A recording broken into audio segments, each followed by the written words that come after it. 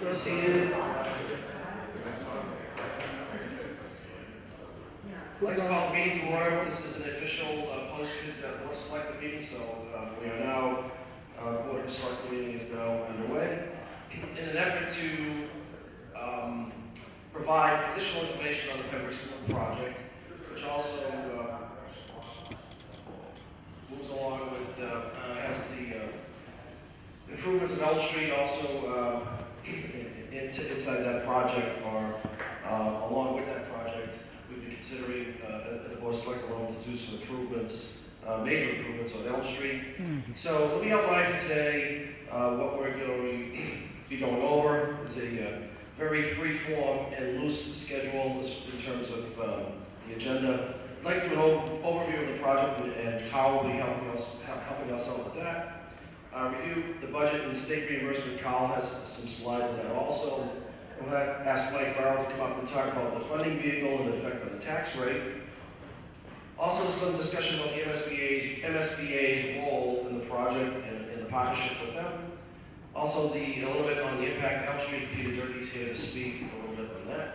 And then a Q&A, any topics or any questions that we have not answered between the school committee, Board of Selectmen, and especially the school building committee, who's had multiple public meetings and public hearings and informational sessions on the project. So without any further ado, I'd ask Carl Francesi. Did I say it right, Carl? All right, got it. Good with the Italian names. Carl's going to give us a presentation on a general overview of the schools and design, some numbers and some process. So Carl, take it away. Thanks, David. I'll use the mic, I guess, for those at home in the back. But I see a lot of familiar faces, so maybe I'll go through this fairly quick. A lot of you are probably very familiar with the project, but we want to give you time, opportunity to ask questions here in preparation for the upcoming votes. Just to summarize the process here, and it actually goes back even earlier than this, before we were on the scene. You know, the town has been studying what to do with Pembroke for quite a while now, more recently, the process that led to today started with a feasibility study on the existing Pembroke school. And that includes not just looking at the physical facility, but also looking at educationally, you know, what's needed, what would be best for the town. And that includes not just the school itself, but the entire district in the sense of what's the best grade configuration. As many of you know, the feasibility study included thinking about, you know, should Pembroke be, as it is today, grades 2 through 5? Should it be grades, you know, 1 through 6, K through 6? There were many permutations there that were looked at. And those educational configurations were overlaid with physical possibilities. Should the school be renovated? Should it be renovated and expanded? Should a new school be built, or partial demolition in a new school? So when we overlaid that with the different grade configurations, there were 16 or 20 options that were ultimately looked at here on a conceptual level. And then working again through these kind of community forums, working with the school building committee, the selectmen, the school committee, eventually the options were narrowed down to a preferred option.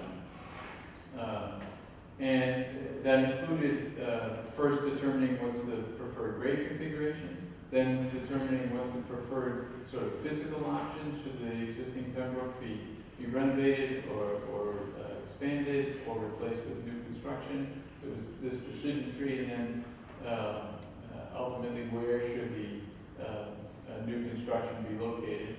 And then that preferred option was developed a little bit further in more detail so that a good cost estimate could be put on it, so that we have some confidence when we get to these decision points right now where the town needs to vote on it and where the Massachusetts School Building Authority needs to act on it as well. They want to have some scope and budget numbers that they can rely on.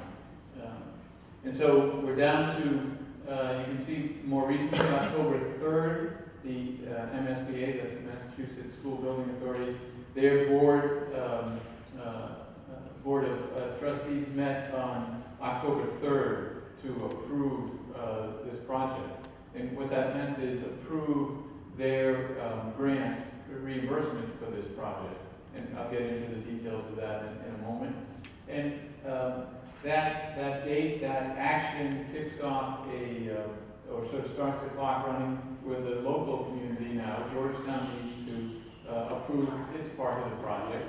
And so that's why we're looking forward to the upcoming town meeting. I think that date is, I should correct that, that's the 29th, actually, right. Monday the 29th for the town meeting, and then the debt exclusion vote on the presidential election date, November 6th. Both those actions have to be positive, and then the project can move forward. If it moves forward, the next phases are a bit more design development, and then preparing the plans and specifications so that the project can go out to bid. We envision that bidding period and the start of construction happening basically next summer, the summer of 2013, and eventual school opening the end of the summer of 2015, so that the new school can be constructed, and I'll show you on the plan, while the existing school stays in operation. Once the new school comes online and can be occupied, then the old school can be demolished and replaced with athletic fields and sort of the site work finished off. So that's the big picture, and as I said, it started long before actually we showed up. I know the town's been studying this, I think, for 10 years or so to get to this point. To get us oriented, here's the existing site plan. One thing to just get oriented, obviously you can see the curving driveway coming in that leads to the parking lot. If you sort of keep that in mind, and also this area, let me see if I can use my finger as a pointer here, right, this area right here, adjacent to the school, it is sort of a knoll, a rise that has a rock outcropping right next to the school. You can see that today. If you think about that, that'll help get oriented as to where the new school would be located. As I said, we did consider building on the athletic fields as one possibility, and the second major possibility of building in the wooded area to the south of the school. And in the end, building in the wooded area made sense for a lot of reasons. They're sort of outlined in that fact sheet, I think, that has been put together for you. Some of the major ones that you can see immediately is that by building there, the existing school and its playgrounds and its fields are the least impacted by the construction activity of the project itself. And the new school can be built sort of well segregated from the existing building to minimally disrupt it. And also one other thing, that the town does own a piece of land that's down here, right here, this little neck of land right there, to make another connection to Elm Street as an emergency, sort of second way in and out of the site for emergency vehicles. And building down there makes that obviously a lot more proximate to that construction project, as opposed to if the building was sited on the athletic fields. And then ultimately the town not only gets the advantage of the new school, but when the existing building is removed, you get additional playing fields. The existing playing fields remain, and in the footprint of the existing building, new fields are created. So if you sort of keep in mind where the building is and the existing parking lot, you can somewhat understand this site plan now, where again that green area in the center is that knoll that will remain untouched there, and the new school, the T-shaped building to the right, can be constructed independent of the existing building.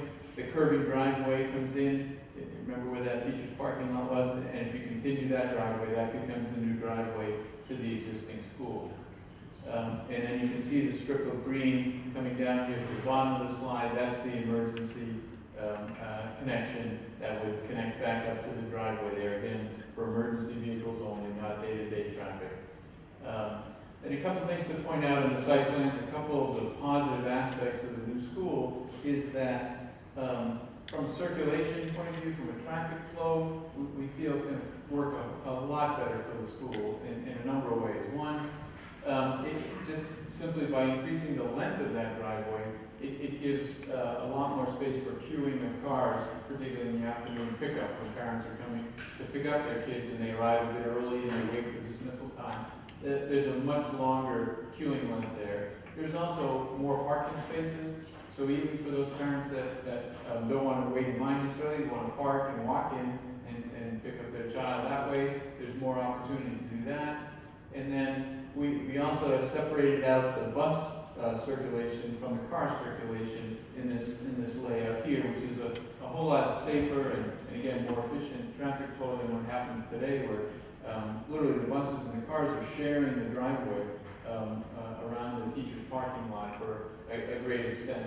It's not ideal or optimal by any means, but by separating them here, again, it allows those cars to queue up and the buses to flow independently.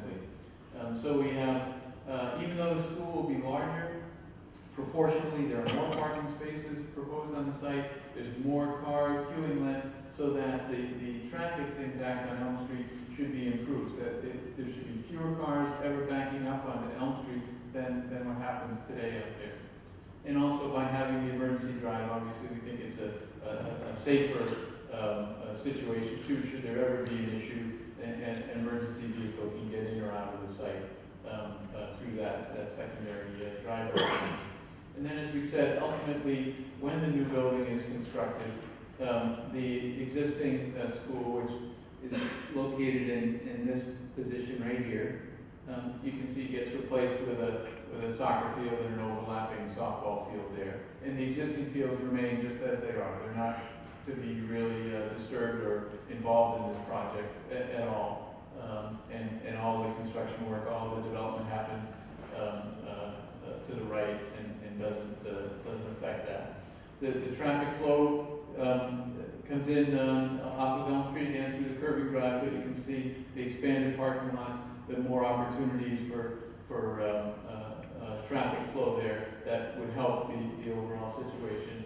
And as we said, there's a separate drive for buses and for service vehicles. Just to get you oriented to the building is T-shaped, and the classroom portion is along the front of the building here, right where this main red triangle is the new front door, and then the core spaces of cafeteria and gym are located back here. So in the center of the building here is the cafeteria, and in the rear of the building back there is the gymnasium.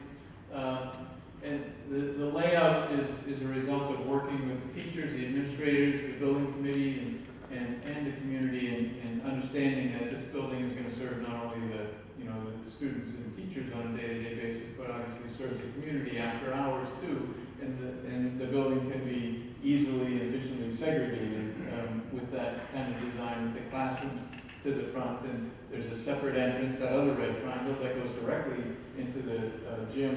There's a little vestibule there, so that it can be used after hours without opening up or involving the rest of the school. The cafeteria and the stage would be much like it is today at Pembroke, in the sense there's a flat floor cafeteria that day-to-day is the lunchroom, but for auditorium functions, there is a raised stage, and there's a backstage area, and there's a music area and a curtain, and so it can be used for performances as well. And that's in the center of the building there. And the administration area is also in the center of the building, right by the main entrance. So from a arrival and dismissal point of view, it's in a good location to supervise the entrance points. And the other thing we want to point out with this layout too is, even though the site is not ideal from a building point of view in the sense of not being a flat green field, it has other opportunities there of being allowing the woods and nature to sort of be involved in the curriculum of the school. It really will feel, we hope, to be a school in the woods in a natural setting, be a very pleasant place for the students and teachers.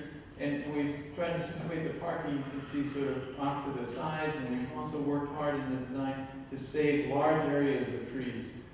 Those large swaths of green trees there, not only that knoll next to this school, but also over here, right here, this large area right there.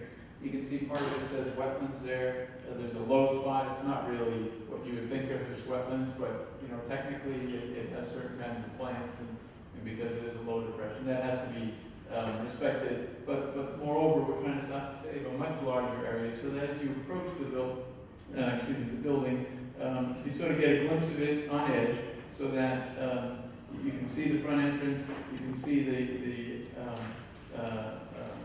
front door, but you sort of approach it in a roundabout way around the trees, and you really get a feel for the situation of the school. As we said, that it is a school in the woods, and the parking is kept to the corners, and the teachers can enter from those parking areas into the ends of the building. They would have access.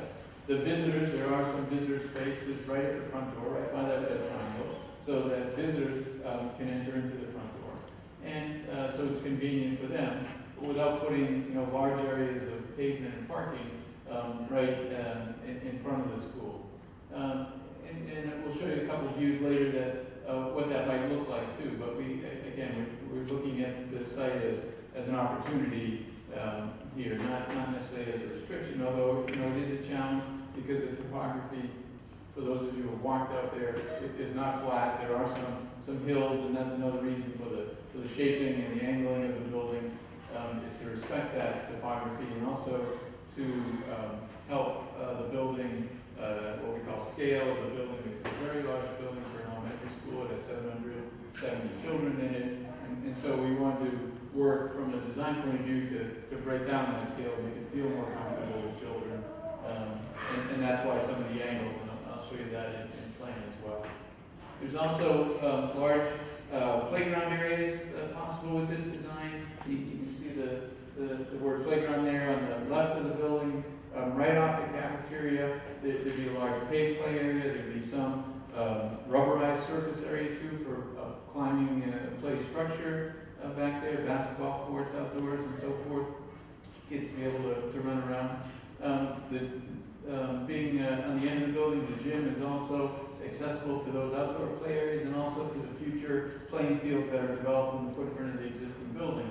And so even though it's in the woods there are going to be large opportunities for playgrounds very close to the school. The kindergarten area will have its dedicated playground, that orange area to the left, because the younger children would be segregated from the older ones in this design. So one of the other opportunities the T-shape provides is, even though these are all classrooms along here, on the left side, you see right here, you can see is the kindergarten wing of the building, and immediately adjacent to that is their own dedicated playground, so that there are opportunities to not only have outdoor play, but a dedicated outdoor play for the various age groups that will be in the building.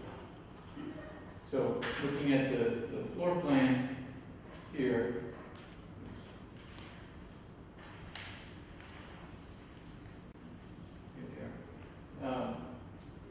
you can see again that the T-shape of the building, the color coding of the spaces reflects the different functions. The main entrance is at the bottom of the plan there. The administration area right in the center, and then all the blue areas are classrooms. So you can see along the front of the building are all the classrooms with a central corridor. It's not, you notice it's not a straight corridor. That's part of that idea of breaking down the scale of the building to be more appropriate for the age groups, and also to help each of those pods. You can see a grouping of 6 classrooms.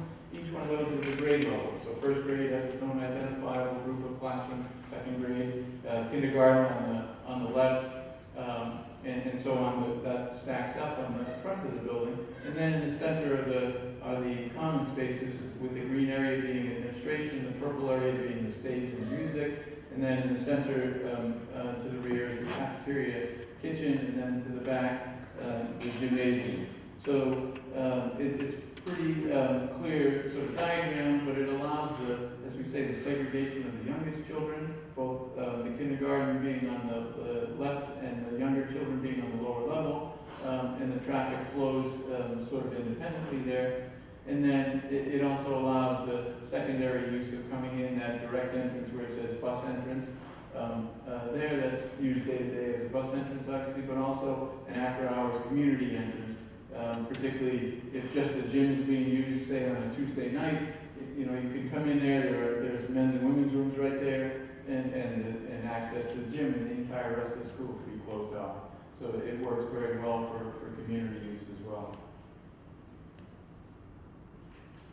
On the second floor now, you can see the only spaces are to the front of the building. To the rear, those are all the high bay, high ceiling spaces of cafeteria and gym, so there's nothing about them on the second floor, but there's more classrooms on the front of the building, and then in the center, that pinkish area there is the library. So again, it's centrally located, it works as a meeting center, it has a lot of glass and a nice outlook to those trees that are being preserved there. So it'd be a very pleasant space and a very flexible space, because libraries and media centers, as you can imagine, as you know, today with technology are changing. They're not just stacks of books anymore. They're more open, kind of flexible spaces for children to come and learn. They're sort of secondary classrooms as well. They go on there with informal learning and so forth. And there's a large lobby area there adjacent to that with a main stair that connects all the levels right in the center of the building. And on the third floor, the front of the building is 3 stories, again, to keep the overall footprint down. We didn't want, a very sprawling building if we're all on 1 story. It made sense to stack up some of these functions. And so the classrooms for the 5th and 6th grade are on the top floor, the 3rd floor, above the lower levels. And again, you can appreciate now the angled corridors there, how it helps break up the scale of the building. You never have a space where you're standing looking down a corridor that's 200 feet long with classrooms on both sides, which can be a little intimidating for elementary school kids. And so there's some angles in there, and those spaces, like in the center and at the end of the corridor where the corridor widens, those are intentional, and those are actually very popular and useful today in teaching and learning as breakout spaces. Not all the learning happens in classrooms anymore. There's a lot more varied activities, and sometimes the children need an opportunity to go in a group of 2 or 3 and work on a little project together, and those spaces would be useful for that. They can also be used for a small group kind of presentation as well. They might have some built-in seating or some soft seating. There'd be windows from the classroom to look out into those hallways, so you can supervise them. But it's a way to get sort of double use out of the space. It's not just a corridor that you walk through, it's also useful for educational purposes and adds to the overall efficiency of the building. One thing I should point out with the overall size of the building too, as I said, for this population, the state has guidelines as to how large a project can be, because they want to control the bottom line and the cost of projects, and they know that's directly related to the size of projects. And so they do publish standards of how large a building could be. They have standards, for instance, also about how large classrooms should be. And this building is actually, even though it meets the standards for classrooms and the number of classrooms and the size of classrooms, the overall size of the building is smaller than what it could have been. And that's intentional, and that's done in order to save money, to keep the building efficient. The numbers are somewhere in the vicinity of, for this enrollment, the building could have been 110,000 square feet and be, still eligible for reimbursement from the state, but instead it's 96,000 square feet. So it's significantly smaller, which helps. The cost is pretty directly proportional to the size of the building. And so we're able to get all the functions in, we're able to get appropriate sized classrooms in, and still keep the building, efficiently compact. So just to show you a couple of 3-dimensional views, again, you can start to appreciate how the building sits in among the trees and the approach and all. We have some conceptual drawings of what this might look like. You can see it's primarily a masonry building, brick, with some large glass areas in certain places like the library at the main entrance. The kindergarten wing is sort of appropriately scaled and has some sort of fun elements to relate to those children. It's only 1 story the rest of the wing there, as we come around here, you can now see the 3-story classroom wing as we're approaching the front entrance, and all those trees. That is actually a photograph of the site and the kind of trees that are there to the left.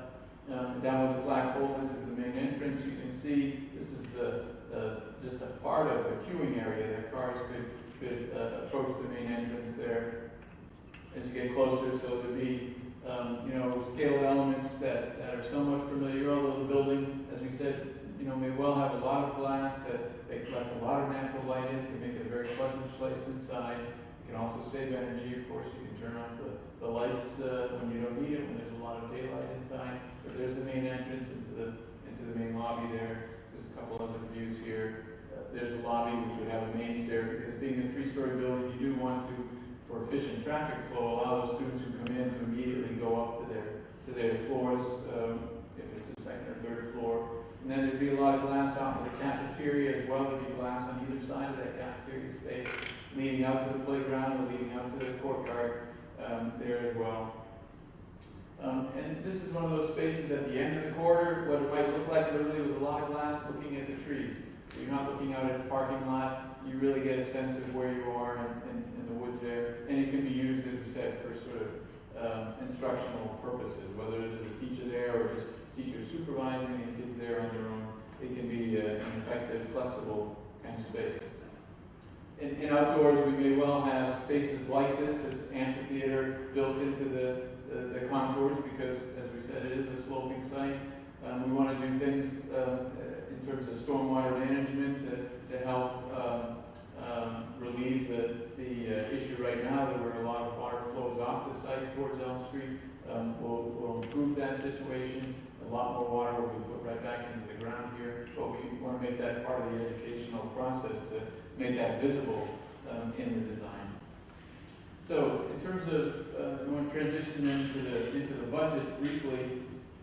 The total project cost is a fixed number, $46 million. You can see $169,400, and that's, as we say, total project cost. That means that includes virtually everything that's needed. It's not just the construction cost, not just the bricks and mortar of the building, but it includes fees. It includes, you can see, furniture and equipment. That means you can fully furnish the new school, not just with desks and chairs, but with computers and other related, networking equipment to have a full wireless network in the school educationally and so forth.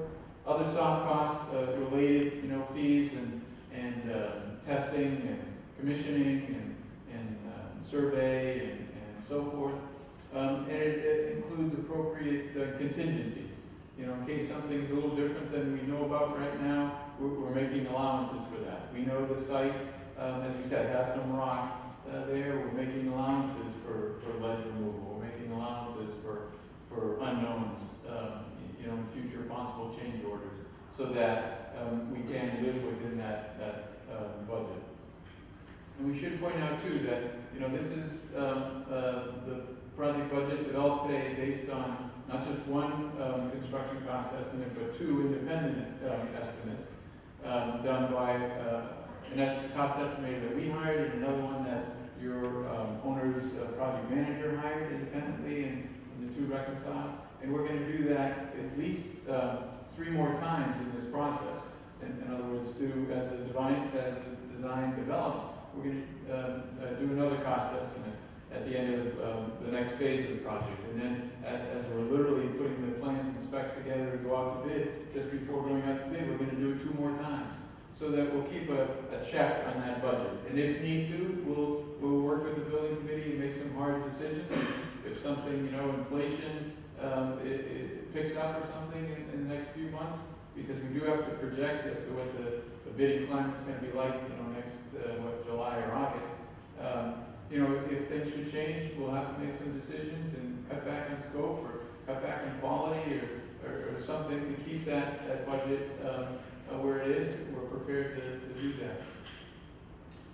And then, as you understand, the School Building Authority, MSBA, their grant has been established and been approved at $20 million, basically at that number, and so that leaves Georgetown's share at the $25.8 million. And as I said, the MSBA has voted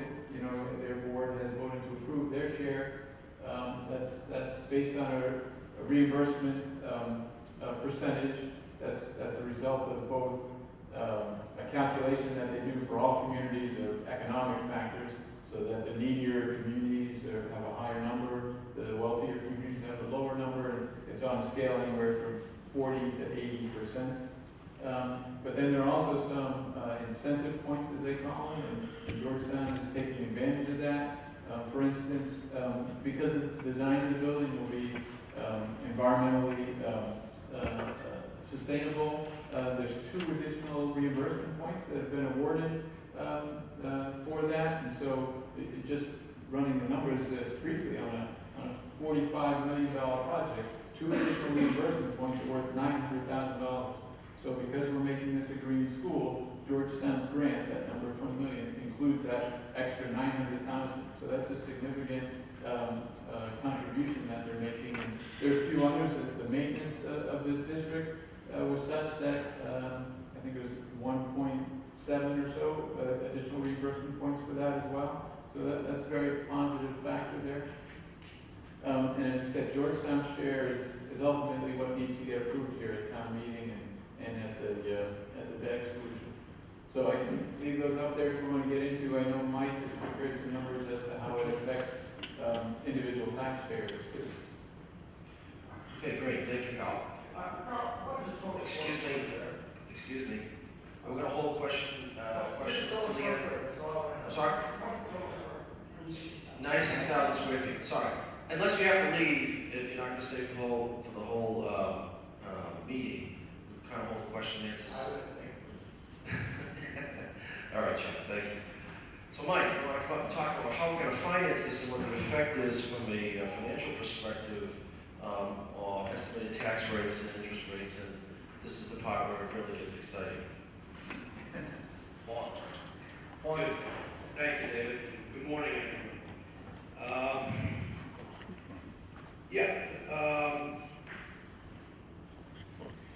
What I'd like to explain, and somebody came in my office earlier this week, and they were confused, and this can be very confusing, but I want to clear up right away.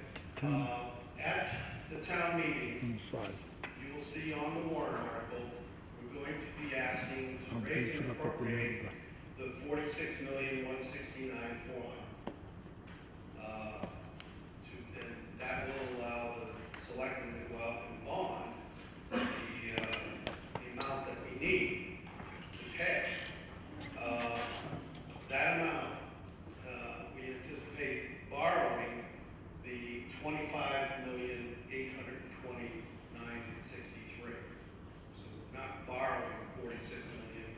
We're only borrowing what our share is. The reason for that is municipal and state law. We have to be authorized to borrow the total amount. It's a reimbursement. It's not an outright grant.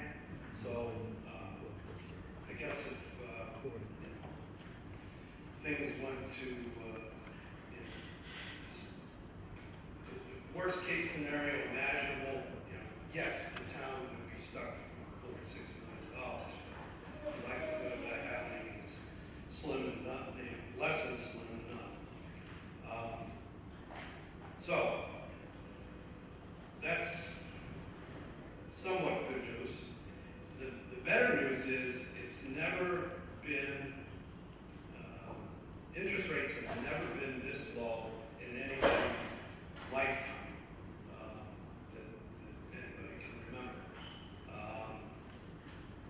We're estimating in that single yellow sheet of paper I'm going to be talking about right now, where it says debt service and tax rate analysis, we're estimating right now that the 25-year bond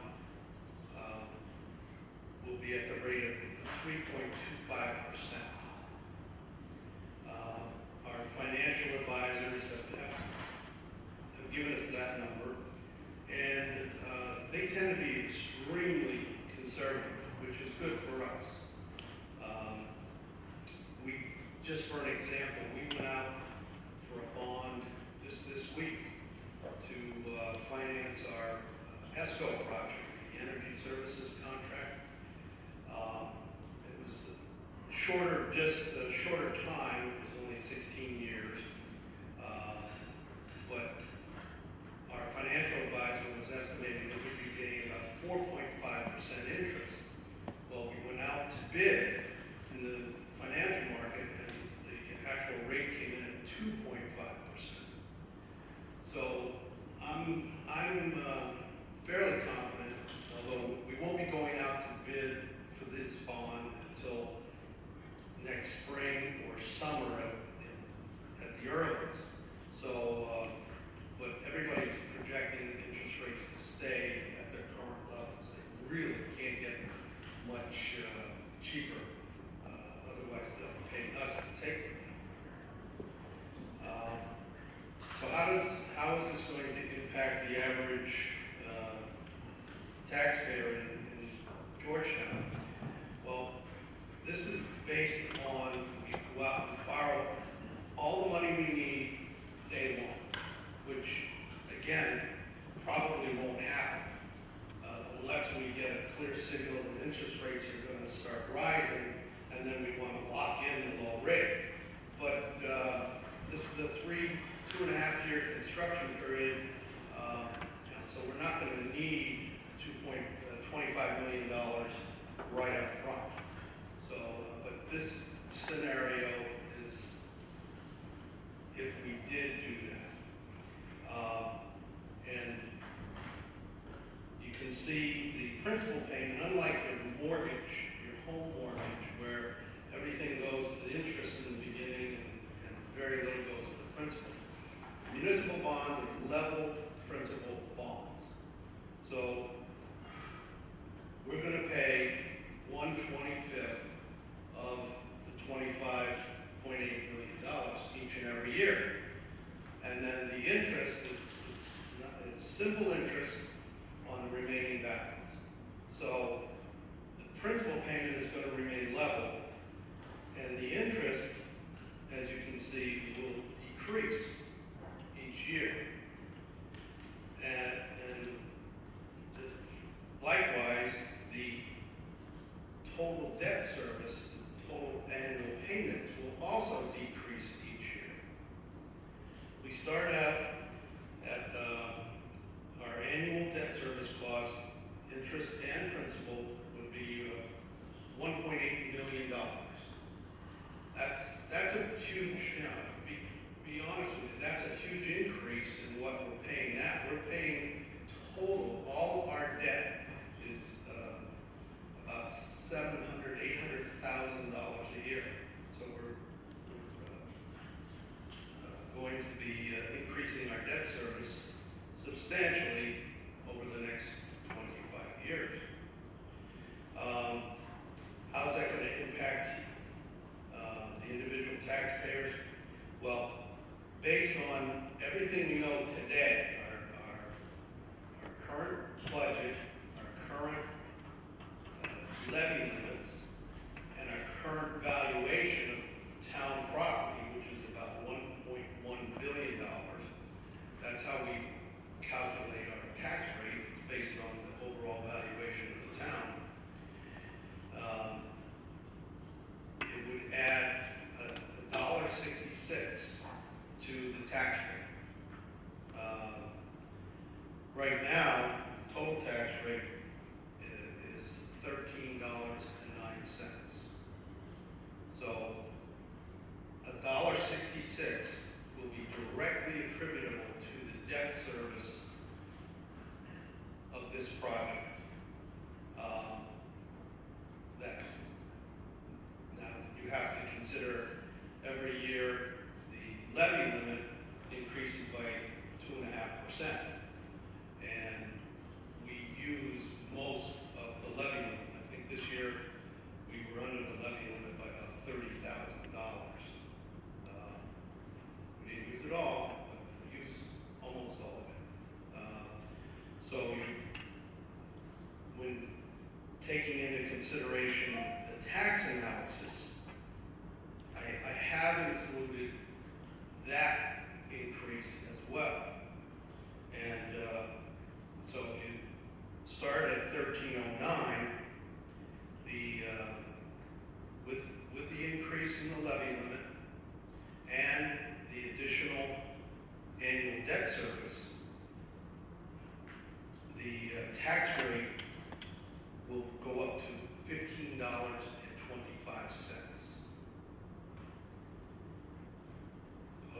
And that is a 16.5% increase. That's the first year, if we borrow all the money at the same time, that's the net impact to the tax rate and how it translates to the individual homeowners.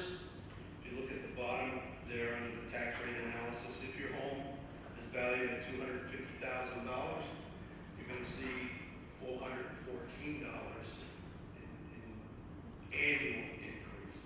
And likewise, for the $500,000 value and the $750,000 value. Now, everybody got totally surprised last winter when the tax bills came out. Made some projections on the tax up to the school override. No, go back to Mike. And what happened was a timing issue. Said it was only going to increase your tax rate by your tax bill by about $300 for the average citizen, average home. Well, the tax rate was set and the tax bills came out in mid-year. So they had to collect that $300 over 2 quarters instead of 4 quarters. So it in effect had a doubling effect of what people were anticipating. Depending upon when this, like I said, if we take this out in the middle of the beginning of the fiscal year, it'll be smoothed out over those 4 quarters. If it's in the second or third quarter, that first year could have a bigger impact. The amount of increase is going to be the same. It's just you're going to have to pay it all at once or over 4 payment periods or somewhere in between.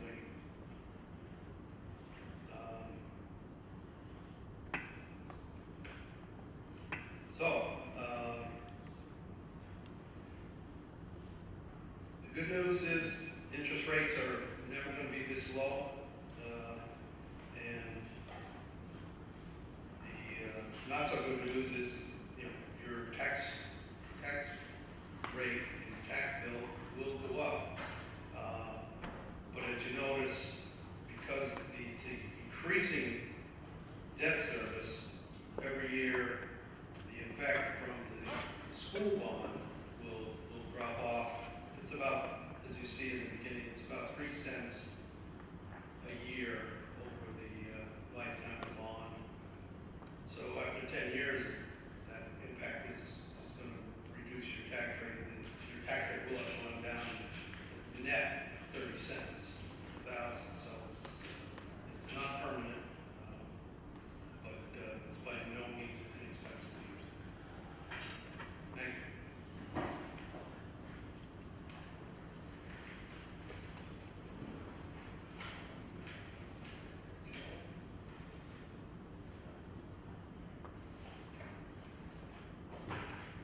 Okay, at this point, can I see the white handout that I gave out for some reason?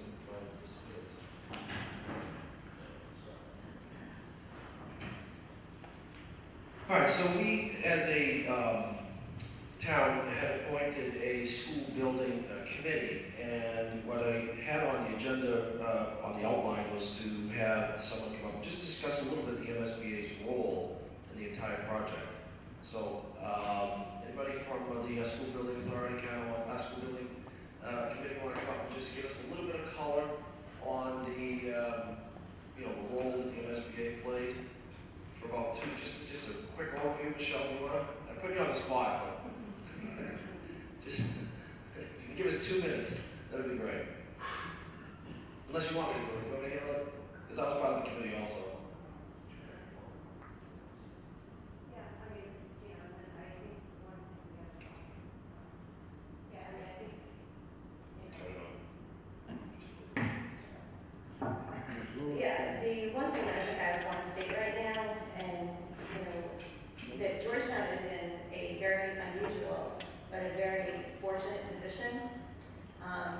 The MSBA did come out in January and toured all 3 of our schools, and at that point, they basically asked the building committee to look at a bigger project. They wanted us to look at a K through 7 and a K through 8 because they wanted to be sure that we were addressing the overcrowding issue cited by NEAS, that we would address that completely by just removing the 6th grade.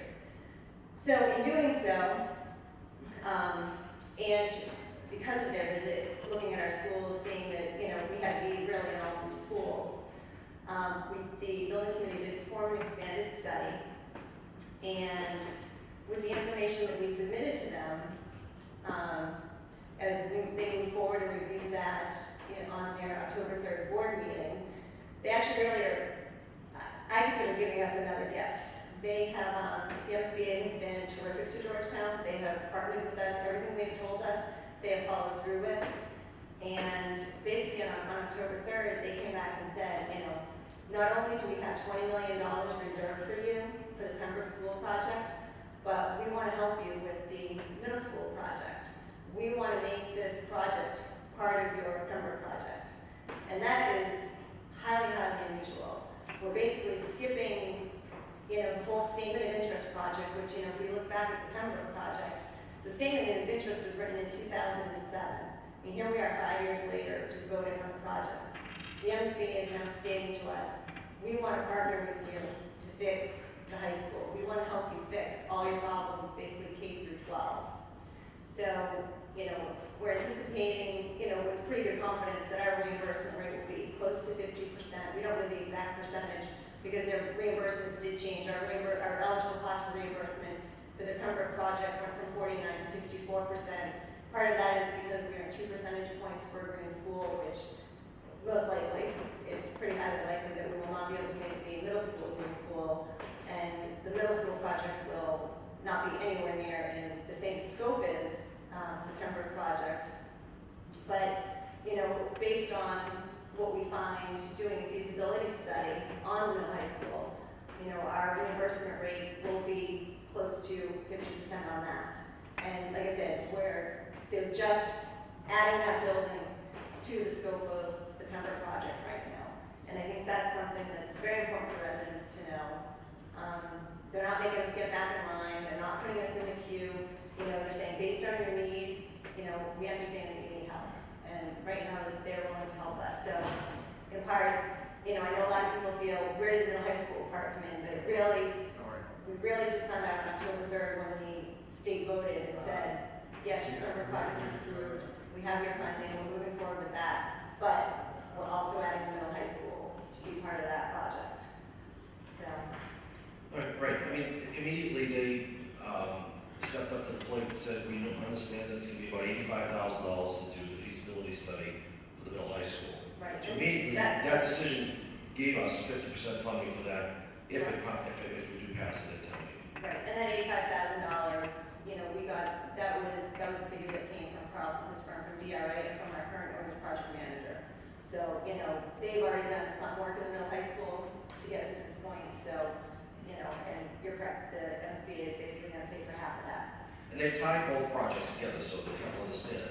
And talking with our OPM this week, this came up at our selectmen meeting, was we kind of really wanted to get to the heart of the issue of how the language was written, because we wanted to make sure that we weren't going ahead with the Pembroke School and had a foundation. I think I was quoted on this. Right. Have a foundation in the ground, and then the MSBA pull the funding because we weren't moving ahead with the middle high school.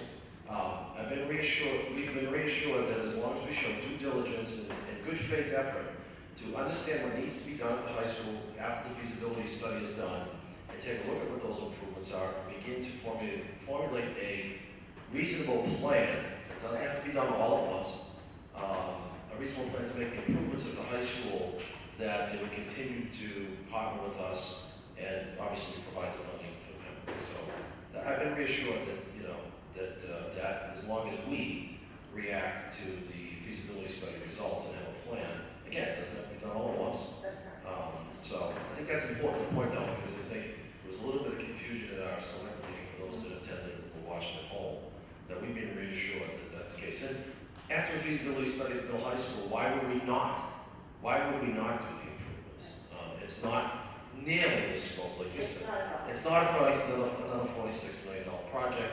I think we talked at the school building committee meetings, and I think there was some rough estimates put on Very that, good. and it was in the $4 million range.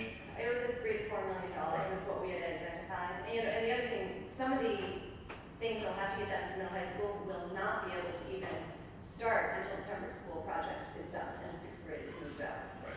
So, it's probably possible to say that, if they approved it and we came up with a plan, we're not going to be able to do everything all at once because we're going to have to wait for the Pembroke project to be done. And on that whole good faith thing, I see that we have some school committee members, and I'm not going to put anybody in the spot, but I know I'm going to divert here a little bit, but, the way that Georgetown has shown good faith working with NEAS and the whole accreditation issue kind of tied into this project. I think it's very similar to what the MSBA is doing with us.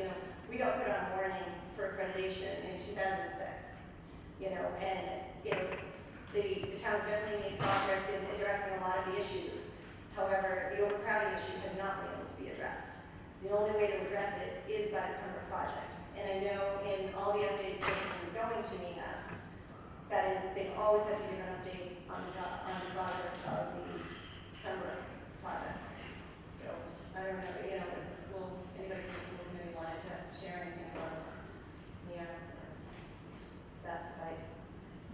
All right, that being said, one issue that I want to bring to light is that after the feasibility study on the middle high school, projected numbers, again, $3 to $4 million. If we partnered with the state and hypothetically they gave us a 50% reimbursement, we could, we're not necessarily going to look to bond that. We could, over time, fund that through CIP and free cash if we were lucky enough to have and do as we've had, be lucky as in the past and then this year. We've had $1.3 million in free cash. We can schedule those and not have to borrow and increase the tax rate. It's being paid with taxpayer dollars. I'm not saying that that's not the case, but that gives us a little flexibility because of the total cost estimates. Again, hopefully it doesn't come in a much larger number, but all indications are it's not going to be huge. It's going to be a large number. Don't get me wrong. $4 or $5 million is a lot. Right. 3 to 5 million is a big number. So, okay. School committee, yes, sir. I think I did want to just, as a school committee member, I think I wanted to respond to Michelle's request. And as far as, and Carol, correct me if I'm wrong, but as far as I understand it with accreditation, right now the high school is on warning, it's not on probation, and basically it has to do with not enough size. Is that fair to say? That is one of the reasons. That's one of, okay, so that's one of the reasons. There are others, but what I wanted to point out was that if this project does not pass and the town takes the approach of renovations to the Pembroke, that will not solve the overcrowding issue at the high school. And the consequences of that are that then the issue goes from warning, in all likelihood, to probation, which probation means is probation is where it becomes public knowledge. And I know there are those who will disagree with this, and that's fine, but my experience dealing with land is that two things will happen. One, the town's reputation will become public knowledge as to loss of accreditation at the high school.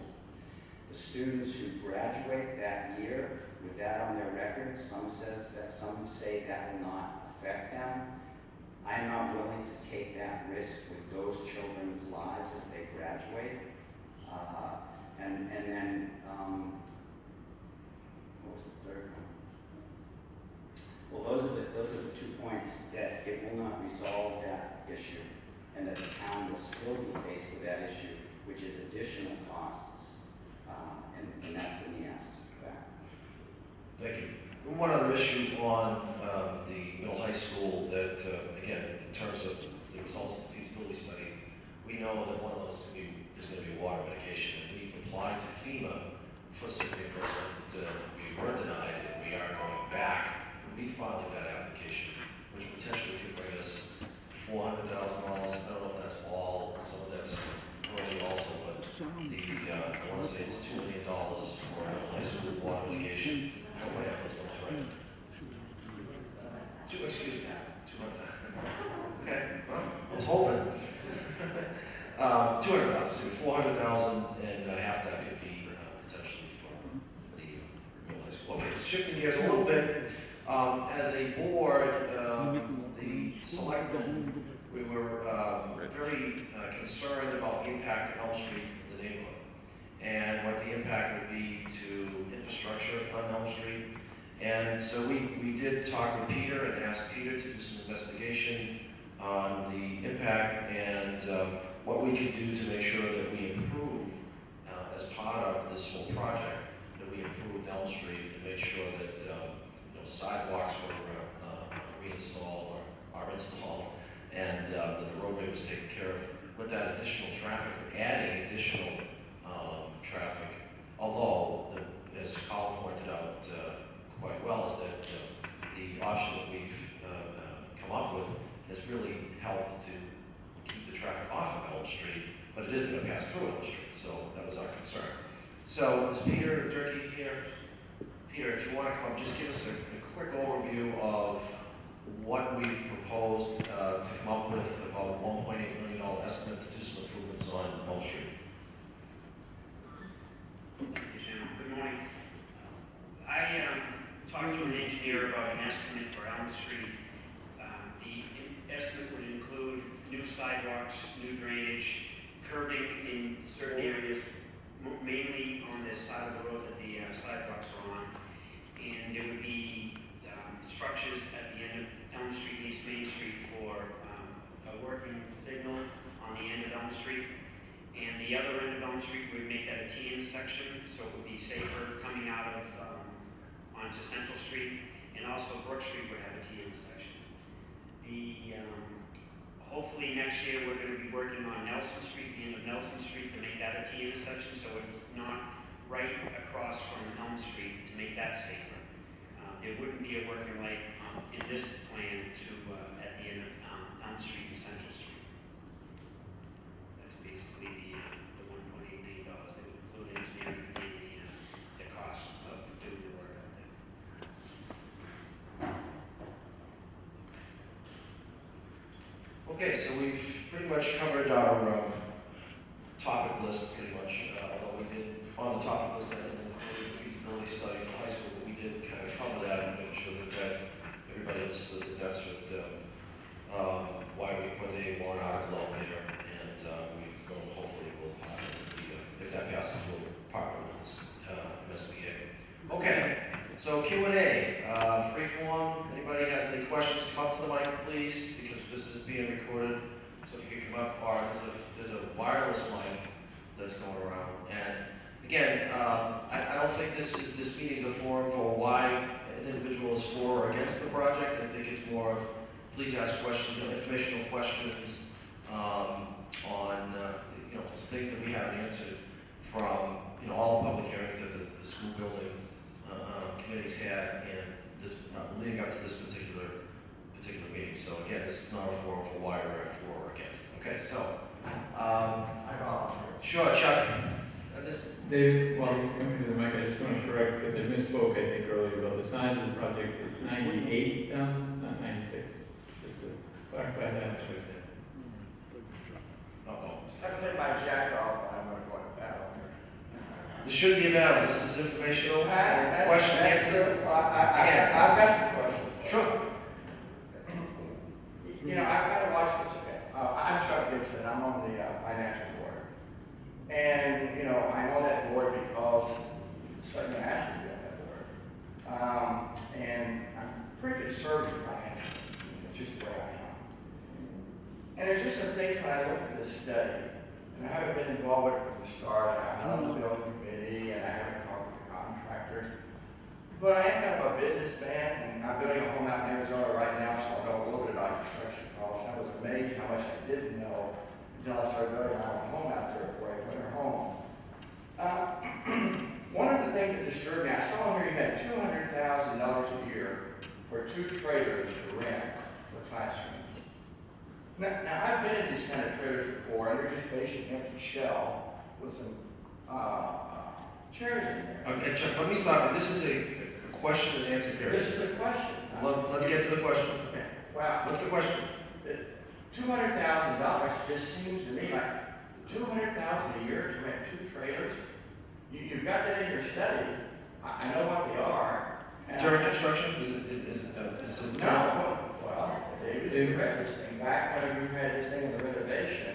One of the reasons not to renovate, build new, Right. was what Okay. line item you got in there, is that to rent 2 trailers is $200,000 a year. Okay? Now, I can go down and buy a shelter trailer, you know, with nothing in it for, I don't know what they are now, probably $40,000, $50,000. Okay, and the life expectancy is probably, I don't know, 10 years on a trailer. And you got $200,000 down a year to do that?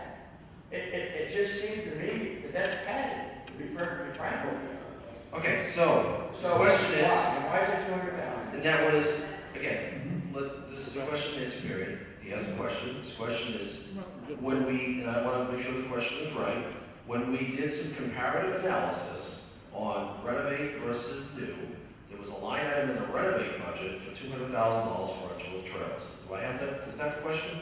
That's right. Okay. Per year. And where did we get that number? That's the question. In the renovation project, in order to renovate the school, we need to empty out some classrooms because all the work cannot be done during summers. So these trailers being referred to are not construction trailers for the general contractor and his forces. I didn't think they were construction. These are classrooms, so they're not maybe the same size you're thinking. These are 900 square foot classrooms. They're a double wide trailer. And the period, it may say per year, but that was really for the entire construction period, which probably would have been 18 months, a year and a half. So I think, and the number came from the owner's project manager, Pat Said, who has a background in construction. So that's where the costs are. It's for renting portable classrooms so that the students and teachers can be relocated during renovation. Okay, well, that's an explanation. And it's not part of the $46 million project. I It understand. was a comparison. See, when I look at the renovation versus new, and believe me, I am certainly a big proponent that we need to do something with the schools because they do need some repair. But I just want to make sure we've got the right numbers. The other thing I don't quite understand, I just did some quick math in here. You know, that school works out to almost $500 a square foot. That's what it's going to cost us to build that place. I'm building a home out in Arizona now, and believe me, I have spared no expense on this house. It's got top and line, and I'm at about $180 a square foot. And that includes the land that I bought, which you're not buying on this thing right here. It just seems to me that $470 a square foot for this school is an exorbitant cost. And I certainly understand that the furniture is included there, but that's a really small part of it, because I looked at the cost of the furniture. But why is the construction cost so high? Well, let's, again, Carl, one second. Carl, you want to answer that question? The total project cost is $46 million. The construction cost is less than that, as we said. So there is that difference there. So when you buy a house, you build a house, you got the construction cost is not one. You got the land, you got the fees, just like you do here. It's no different. Right. I'm telling you, is that it's almost $500 per square foot. Why is it so high? This is You comparable. don't have to buy the land here. The land's being gifted to you by the city. Let me answer the question. Fair enough. This- Why is it so high? This is comparable to other school projects being constructed in Massachusetts and being proposed in Massachusetts right now. It includes, as we say, the soft costs, the fees, the contingencies. It could come in less than that. In other words, if you don't run into as many unknowns, there's at least 5% there for contingency. So it could come in less than that. This is an all-inclusive number, so it necessarily has to be conservative. But it also reflects, as we said, it's not our opinion, it's a professional cost estimator, 2 professional cost estimators, looking independently at the project as designed. The MSBA, who has a very vested interest in the bottom line, looks at this project not only on its own, but in comparison to all the other projects that they're reviewing and approving, and has approved it and deemed it eligible. And again, part of it may be, the prevailing wage law in Massachusetts, that happens. It's certainly not comparable to private construction. This is commercial construction that, meant to last 40 or 50 years. It's not comparable to residential construction in that regard either. So it's certainly a large number, and I know it's hard maybe for people to make that comparison to anything they're familiar with on a residential scale, but it's certainly comparable to other school projects being proposed in Massachusetts. Well, I'm certainly aware of the prevailing wage laws in the state and why the costs are so exorbitantly high when they really don't have to be. David, one of the things that you had mentioned the other day, I went to your meeting here about 2 weeks ago that you asked my Aunt FinCom to be here when we were discussing some issues concerning the school. And I think either you or Phil, where's Phil? There he is. We talked about the high school and the $85,000 to do the study, which was going to be tied to this project here. And I kind of understood that. And I think at that time, either Phil or you talked about the high school, that we needed about $1.47 million, and I wrote that number down, for renovation. Now this morning, you're talking $3 to $4 million.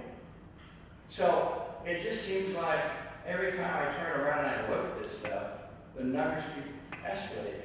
And even when I look at this, increasing our debt load service in this town by 2.5. Chuck, what's the question? I mean, 2.5. Well, What's the question? Why is it now? I never- It's Okay. 1.47. Well, Was that your Phil that said that? Okay, it wasn't me, because I knew what the number was from the Phil? beginning. Yeah, I'd be glad to comment on that. That was our share of what I expected our cost would be, of that $3 to $4 million. Okay. That's fine. Okay, question answered. Next question, or if not, we'll move on to someone else. Maybe I look at my notes here. Okay.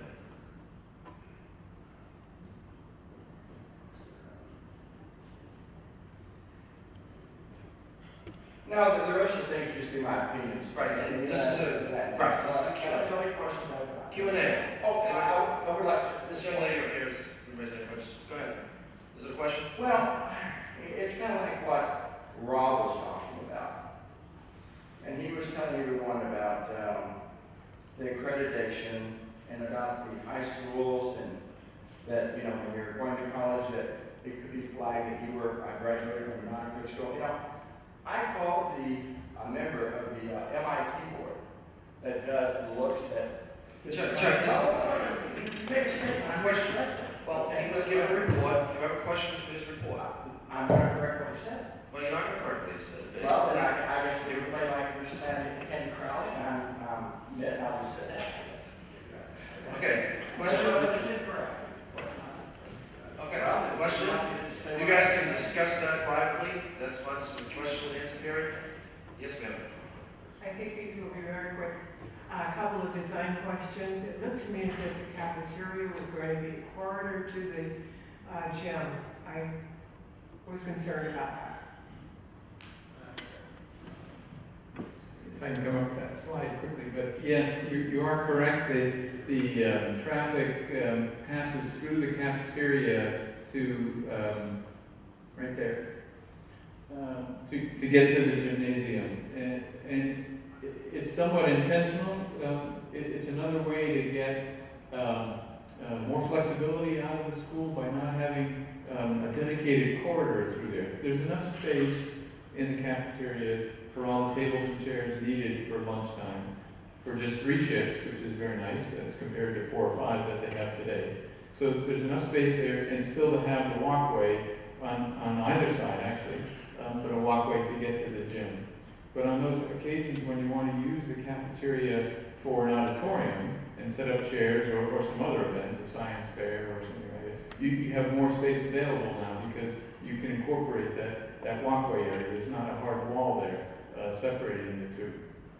We've asked this question to the teachers and students, teachers and administration, and will it be distracting? And there were a few times they said, yes, it might be distracting if we were doing, sort of a presentation using the stage and a class had to get to the gym. So we're actually considering, you can see there, where that corridor extends and then it becomes a walkway to get to the gym. Point to it with my finger. got here? Right on this side right here. That's a walkway that goes to the gym.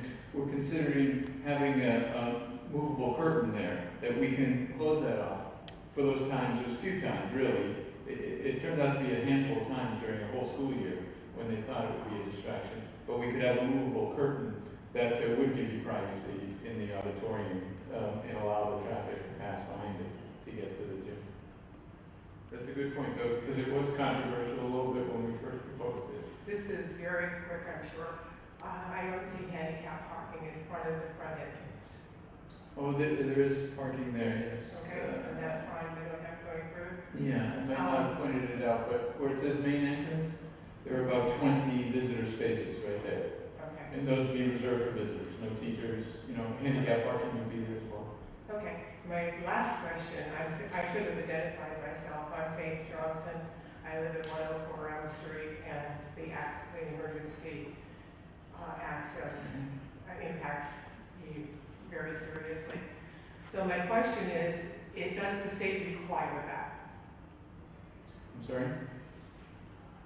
Does the state require the emergency access?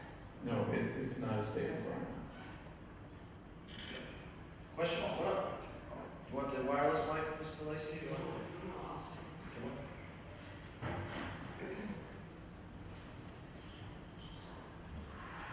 Jim Lacy, from the Finance Committee.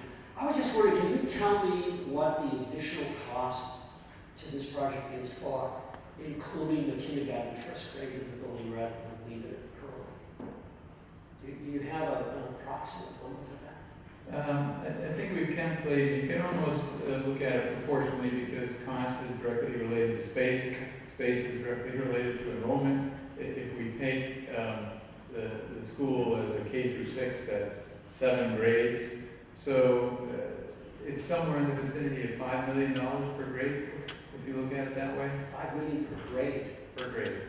If you distribute it evenly, obviously you can't quite do that because, the gym stays, the kitchen stays, but that's proportional. So on the other end, as Michelle was mentioning, when we're looking at answering the state's requirement, or request to look at, is bringing down 6th grade enough? What if you brought down 7th grade or 8th grade? Each of those would have been a $5 million increase to the project on that end. Likewise, I guess you could consider the kindergarten $5 million, on the other end. Okay, thank you. Any other questions? Mr. Trapani, please come on.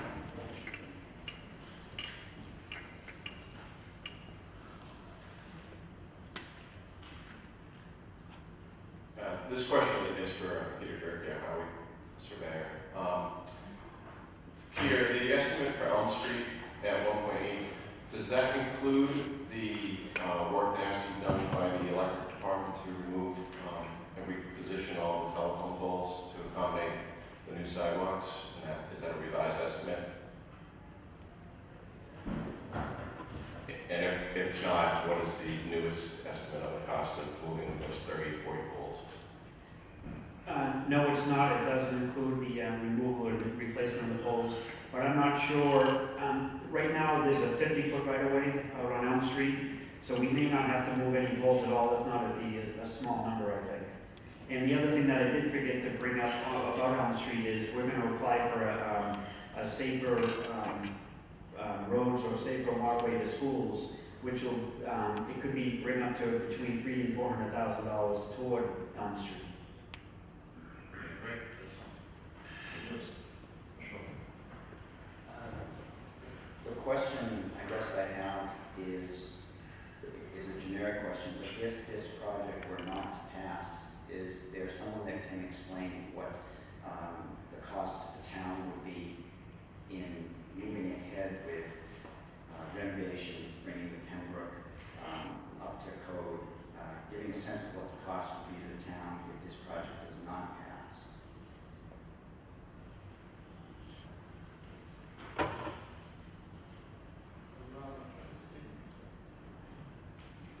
trying to see if we had a number specifically on the fact sheet. I know that there's obviously, well, to renovate the school is a little different. I guess it's the way you want to look at it. You know, if you just wanted to address the physical issues that are wrong with it, you know, that need repair, the roof, the windows, the masonry, the structure, you know, there's a certain cost for that. If you want to address educational issues and try to,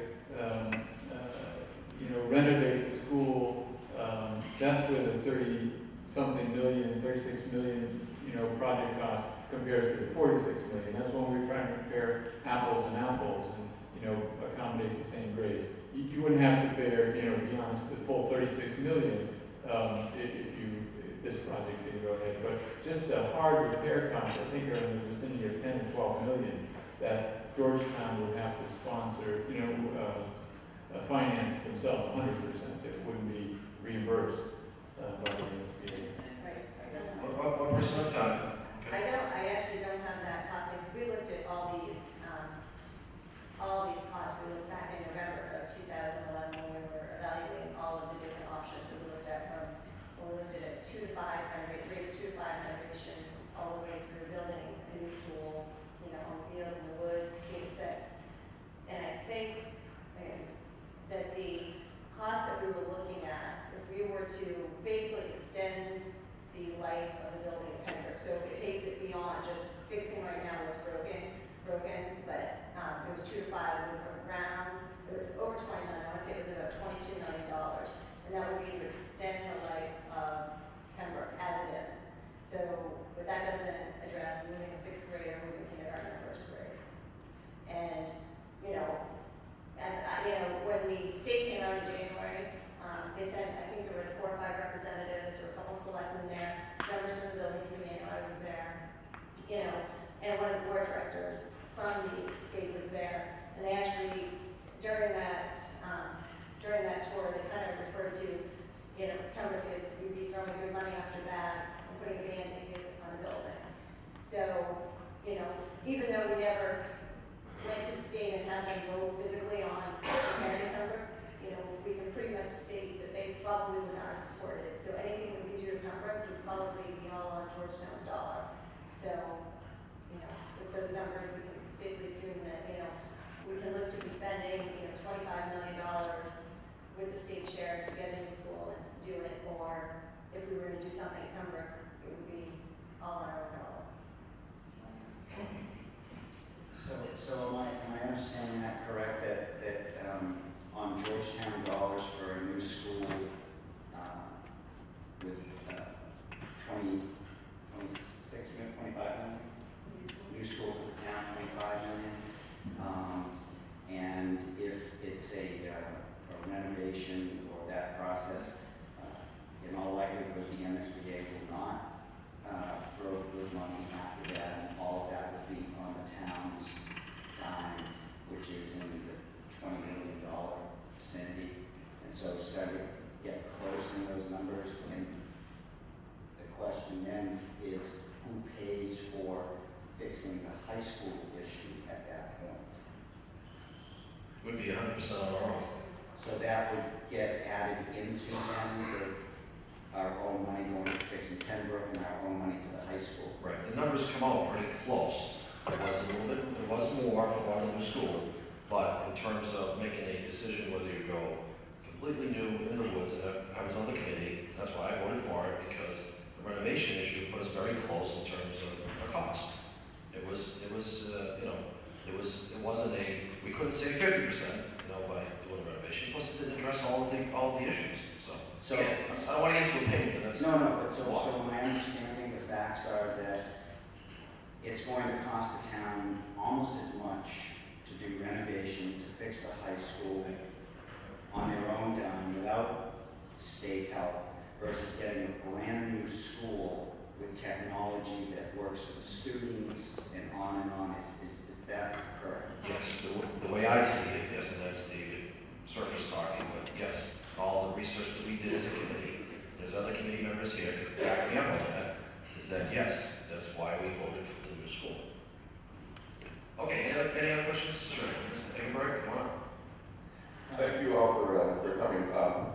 Ms. Jacobs, I wonder if I don't know if people are aware of the Pearly side of the equation. If this passes, could you kind of talk about what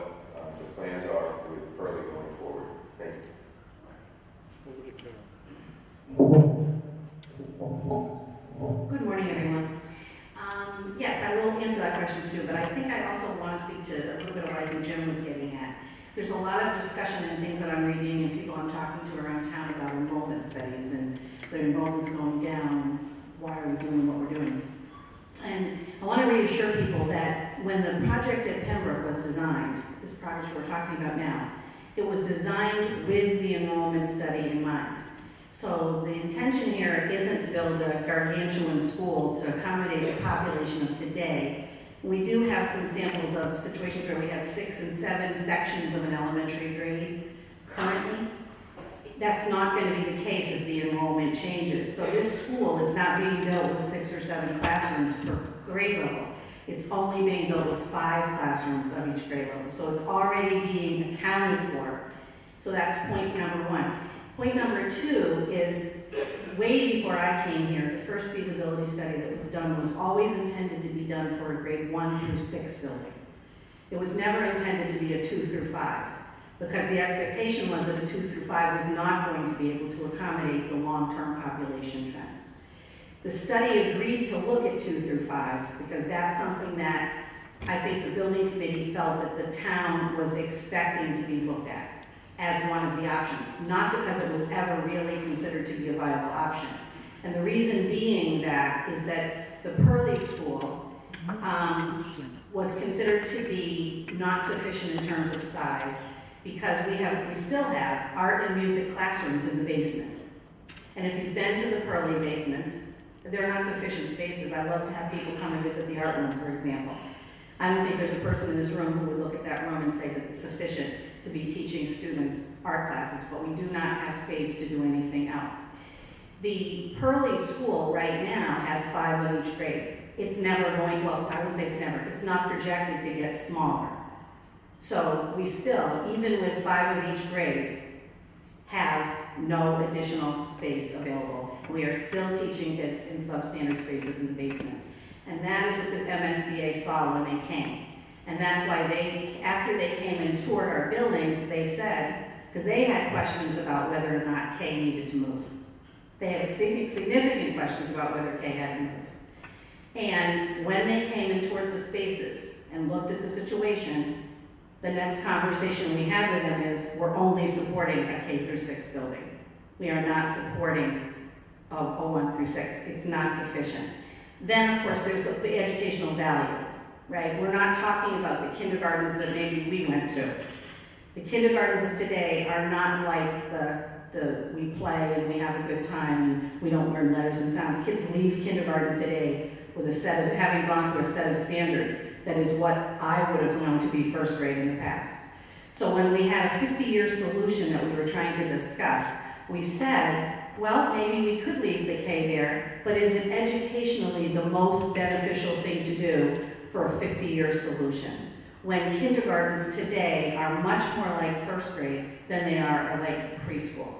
And in the end of the day, we believe that the formal educational program starts at kindergarten, and to have students go to a school for 1 year and then transition to the school that they're going to be in, given what we know about transitions being most difficult. We see achievement dip. I can tell you my biggest challenge in this district since I've been here has been trying to figure out that transition between grades 1 and 2.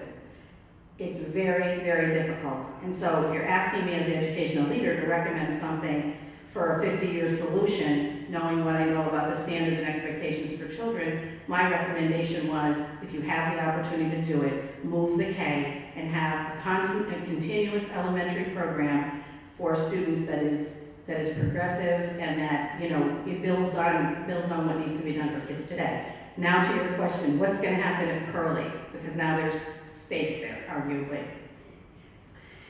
The preschool program is one of our very strong programs, and there is always more interest in the preschool than we have slots to be available.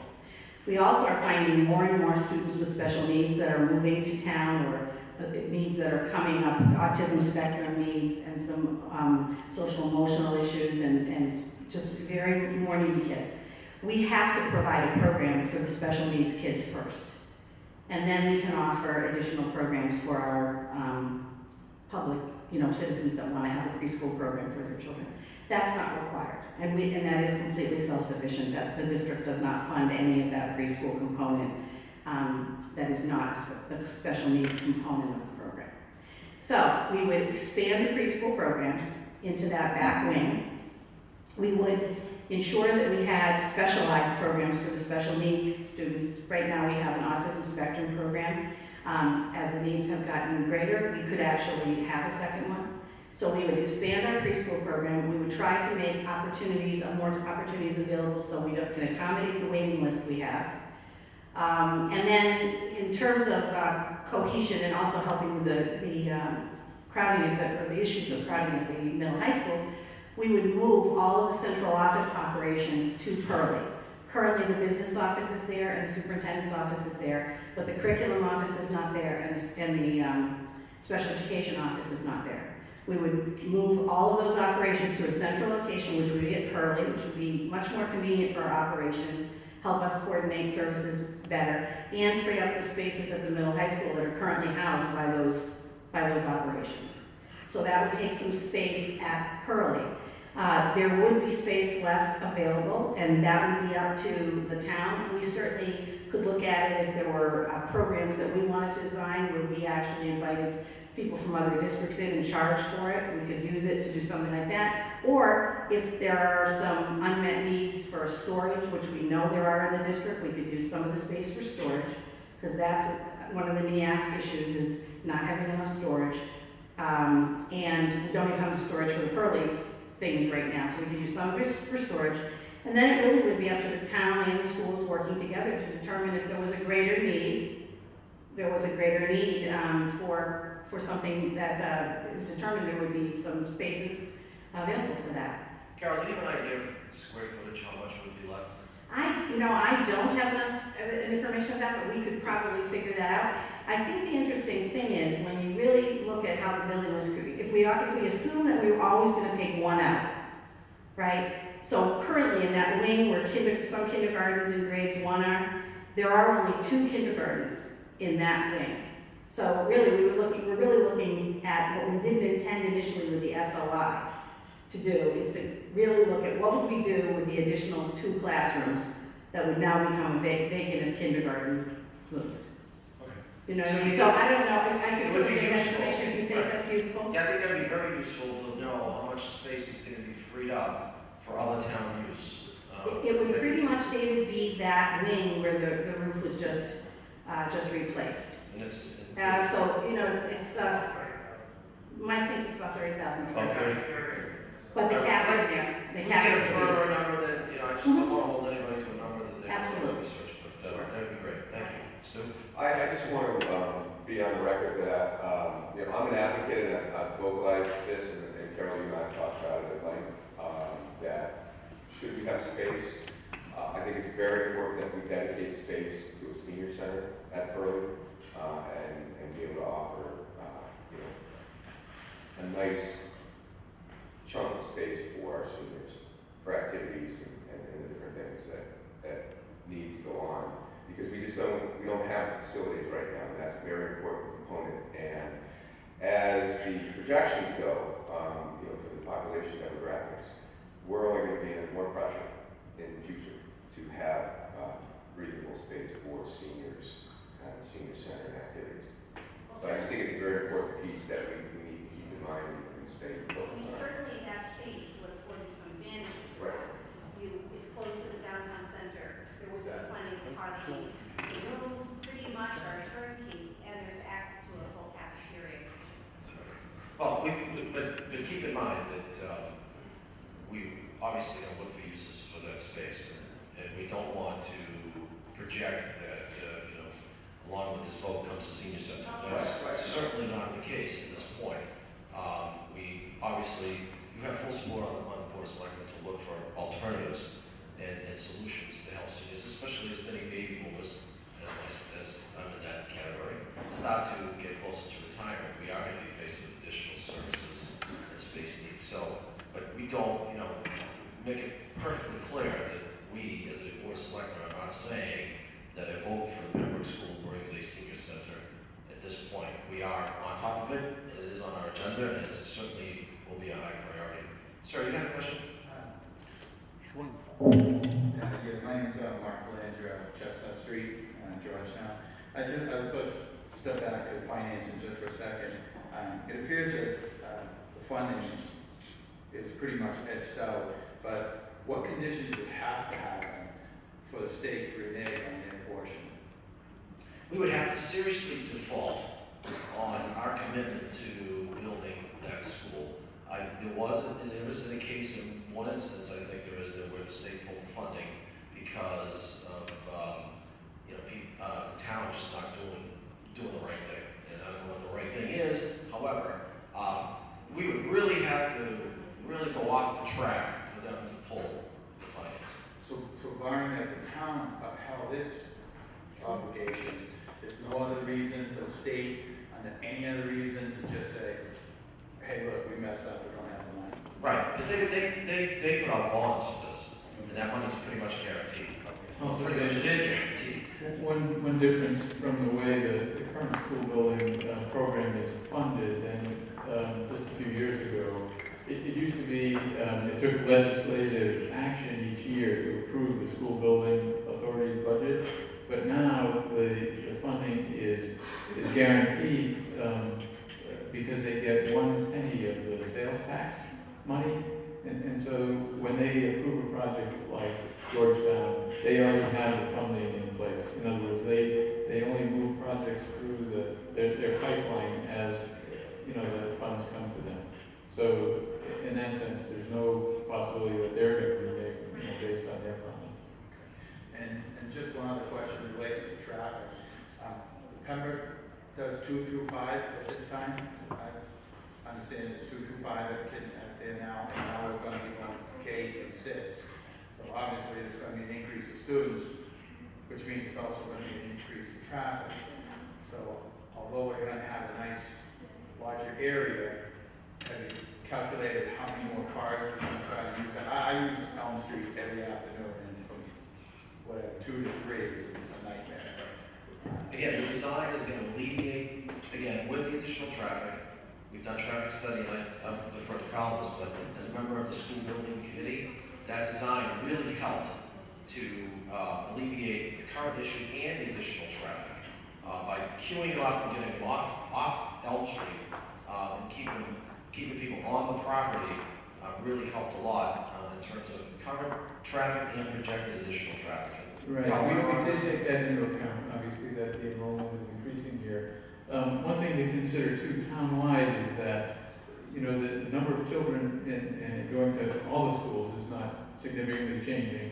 And so the big picture traffic for the town, including Elm Street, is actually going to be improved in that for families who have multiple children, maybe in kindergarten or grade 3 or something, it's now one trip to one location as opposed to one trip to one location and another trip to, Pearlie or to the middle school. And so from sort of the big picture point of view, the traffic is probably actually going to improve in terms of number of car trips per day in the town. Also, we want to encourage, and as part of the project, more children to ride the bus, those that are eligible to get, sort of more efficient transportation options, more carpooling, more those students who can bike or walk to school as well to reduce the overall number of trips. But we think not only, on this particular site will the traffic be improved, but town-wide the traffic will be improved. In terms of timing too, the kindergarten is not is it a full day? I might say that right. But pickup times are a little bit different with kindergarten than it is the rest of the school. Drop-off times are they all the same? That's a question. Are they all the same? Okay. All right. Preschool. Okay. And just one last question. The school's obviously a beautiful design. It's going to be larger. I'm anticipating it's going to need more teachers, more custodial staff. Has the budget been addressed as to maintaining and staffing, and how is that going to affect the tax rates over and above the project? We can have Carol answer that question, but I don't think a bigger school needs more teachers. It's the same amount of teachers. I think that what we honestly. Carol, we need the mics if we have audience.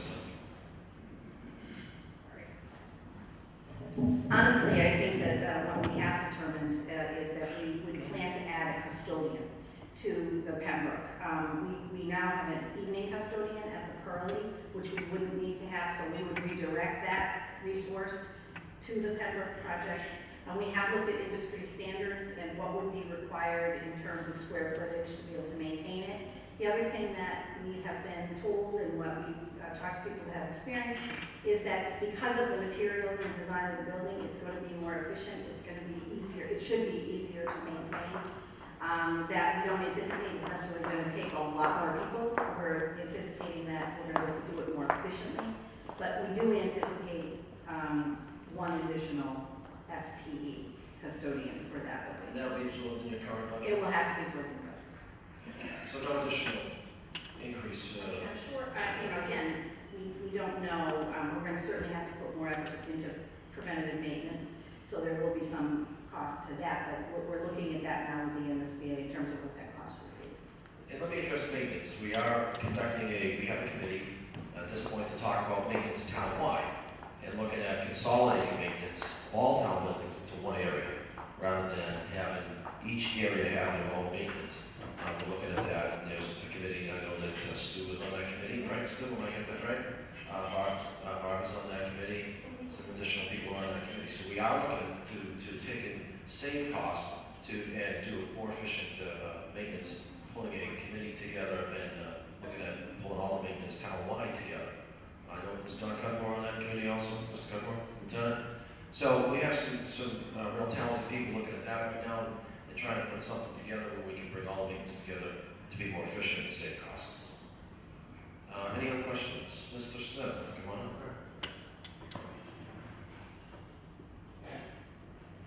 So, again, I'm a parent of a couple small kids, and I'm trying to get my talking points down because I know a couple of other parents who are considering voting a no, and I don't understand why. So a couple, and I think it's important to have some very succinct talking points that explain, why this is necessary. So what I wrote down was if we don't do this, and the number I got from, I think it was you, was 22 million ballpark, just to fix the existing school with no additional reimbursement from the state. That's still not going to address the overcrowding. What if we don't, is that going to be mandatory? Are we going to be back here a year from now trying to vote for 22, which is just going to be a band-aid solution? Still not going to address the overcrowding. So I guess that was pretty much it, is what does it look like if we don't do this? What is the real cost? Obviously, we're probably not going to have the state chip in. I think that addressing that, what if we don't pass it, is a powerful argument for people. And I think we've addressed that. I think maybe we want to firm up some of those numbers for town meeting. Yeah. We have them available, but we've discussed this and it's been on TV. Again, that's the reason, I think part of the way we got here to this particular preferred option is looking at all those issues. And again, throwing good money after bad issue. And again, this tends to be Q&A, so we want to add to that. Yeah, I just want to clarify, the 22 million is, we could probably fix Pembroke and Carl, it's like, I think our figures were like 10 to 15 million, something right around the 2 to fix it. Just fix right now what needs to be done. If we want to fix it and extend the life of the building, so another maybe 10, 20 years, keep in mind that we're talking just grades 2 to 5. That was where we got to like the 22 million. So, and Carl would actually have to speak more to what the differences is between fixing and extending the life.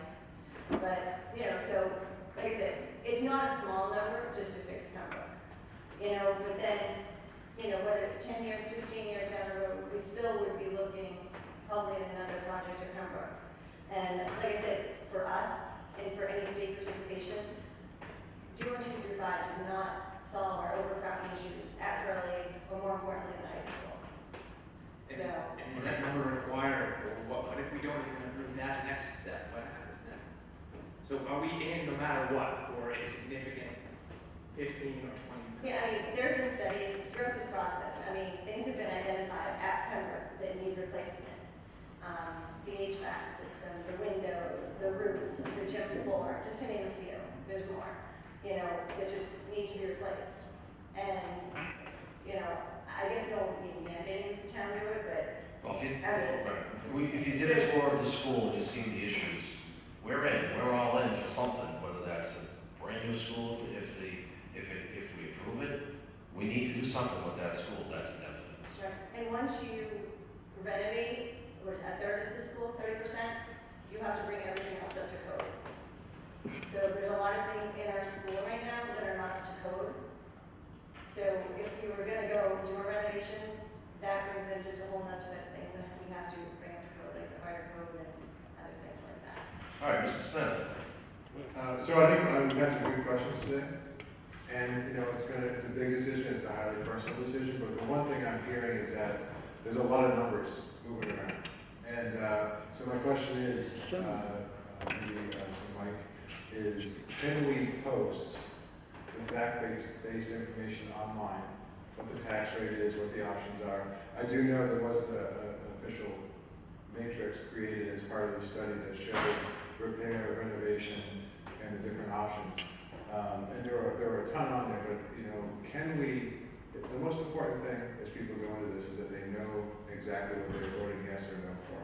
And I think having a repository of the facts on what is the scope, what are the alternative costs, what is the impact of the tax rate is important. So if we could maybe get that online, maybe have it at maybe public areas around town, whether it's the library, the schools, whatever makes sense is appropriate. The one thing I would request is let's give, you know, because we have 20 out of the 5,000 people here today that are going to vote on this.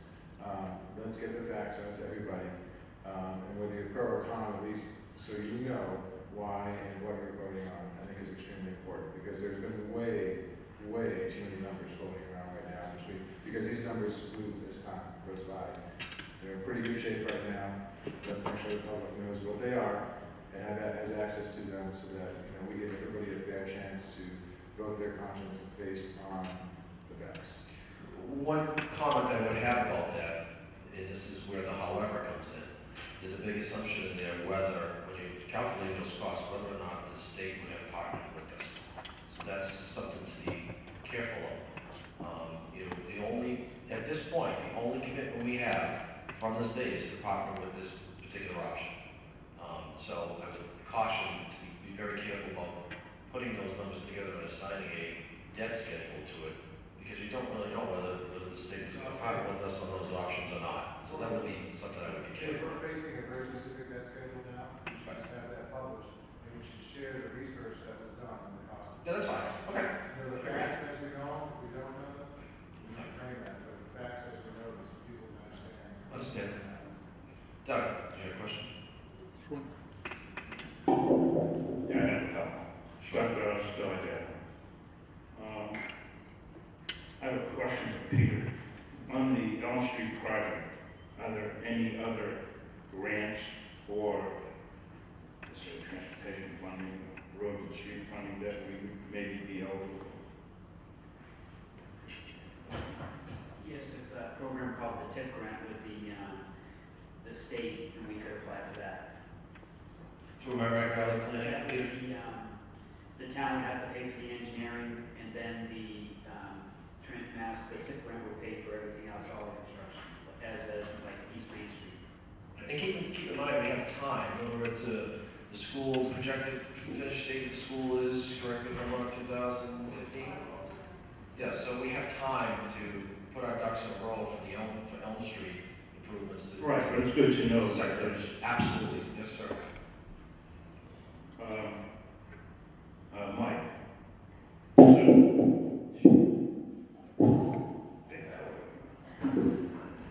The tax rate is $13,09,000. The projected tax rate is $15,025,000, which would mean $2.16 per thousand increase, right? So I can tell you that the average valuation of a house in the town is $387,000. So the numbers that were on I came in late because I had another meeting I was at, but the numbers that were projected on the screen were only reflective of the tax increase associated with the preferred option. The $1.66 $1,266 that I referred to, Is, that is fully loaded. Those numbers are fully loaded with the, as I mentioned, the increase of 2.5% each year, plus actually it comes out to more like 3.5%. You add in new value. right. So that's the fully loaded. The $1.66 is just the additional $1.8 million annual debt service. So what I'm asking, these numbers here reflect $2.16 per thousand, because it doesn't add up. They reflect $15.25, a tax rate of 15.25. Yes.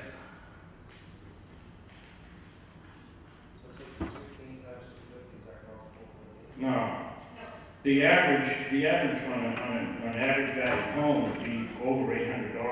Well, I know, but we're only using 250 and 500, and then I had a number for 750. I didn't use the average because it's really, Right, that's well, just I'm a numerical average. It's not a mean or a median. It is a mean, actually. You have to figure out what you fit in. Okay, well, I take exception to those numbers because the math doesn't work, but that's neither here nor there. No, but the math absolutely works. Though. Okay. I don't argue with you about it. Just. Yeah, that's okay, great. Right. I will. Don't. $2.16 reflects the difference between $15.25 that the projected tax rate will be and the current 13.09 per thousand tax rate we're paying now. So it's a $2.16 increase per thousand.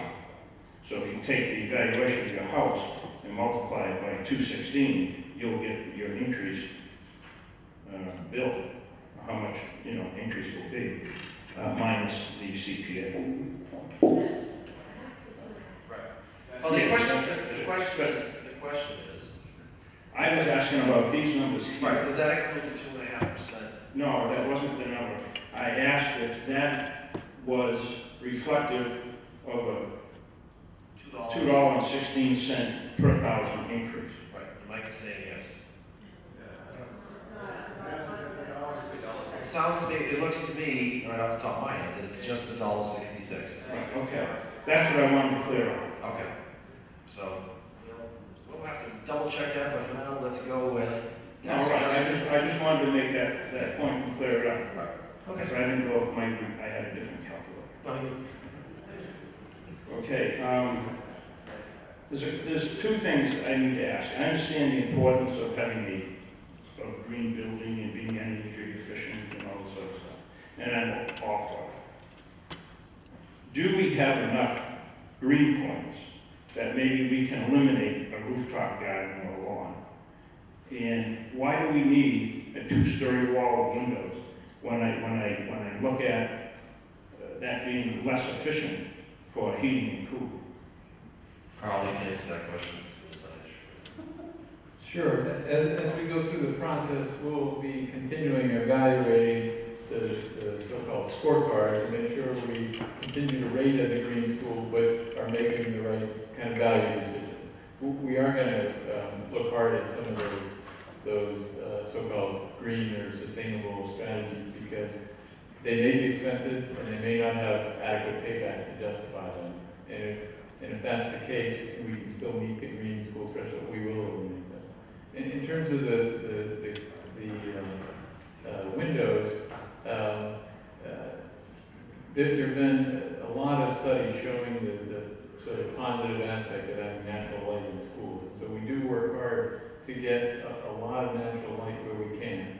Glass, fortunately, is more energy efficient these days than it used to be in terms of energy loss. It's still not as good as a solid wall, we understand. But we try to balance that against the positive aspects of it. And it's one of those sort of subjective things. It's not something you can measure hard and fast. But remember, in that library space, I think that's what you're referring to with high glasses. That's basically the only windows in that space. The other three sides of it are solid. So all the light is coming in from that one side. So we are, trying to look at it from that point of view. But we understand, we'll be constantly evaluating how much glass is in the building versus solid wall. Thank you. I would imagine that a one-story height window would have, not a sustainable light and natural light, but I'm just looking at costs and cost of options that have been part of the preferred option. And so I'd like to make it clear that this isn't whether or not, this project is not whether or not we should have a project. This is whether or not we have the right option. Okay? Is there a question on this, Doug? Well, I'm getting to it. So I would ask you all to just think about the project. We need a project at the Pembroke School. It has fallen apart. Our maintenance schedule hasn't been as good as it's been. But Let's get to the question, Doug, and I'll let everybody else to the same standard. thank you, David. I have a question. Why was not a 2 to 6 option looked at? I've asked that several times and not received an answer to it. Carol, you want to answer that question?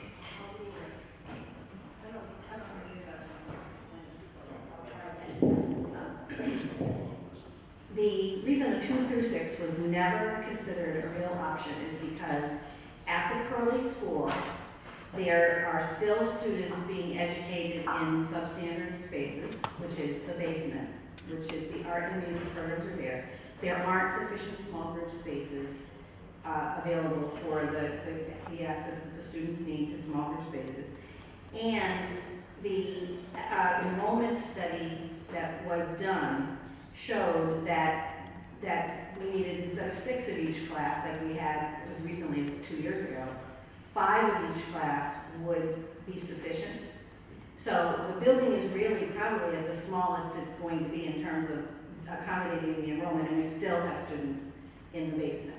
So the decision, the recommendation is that the Pearly School still is not large enough to accommodate the need and put everybody in spaces. Our art room should be a big enough space where, you're not squeezing people into a room that's half the size it should be. And there just isn't space to do that in the current configuration of Pearly. So that was ruled out pretty quickly that the Pearly School wasn't going to be something, and that's what the MSBA saw when they came. They said they've looked at the enrollment studies and they've said, this is probably the smallest the school's going to be, and you still don't have sufficient space. So that's why we never really weighed a 2 through 6. 1 was always planning to go.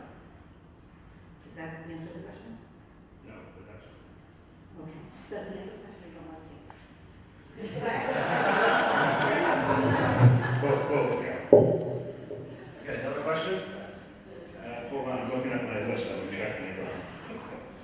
Check it twice.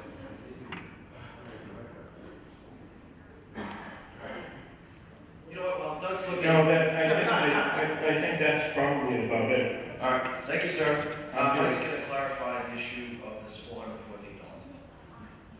Yeah, I just want to, I'm looking at my chart, the yellow chart, and what I included, the additional 2.5% annual increase to Prop 2.5 is in the $15.25 tax rate.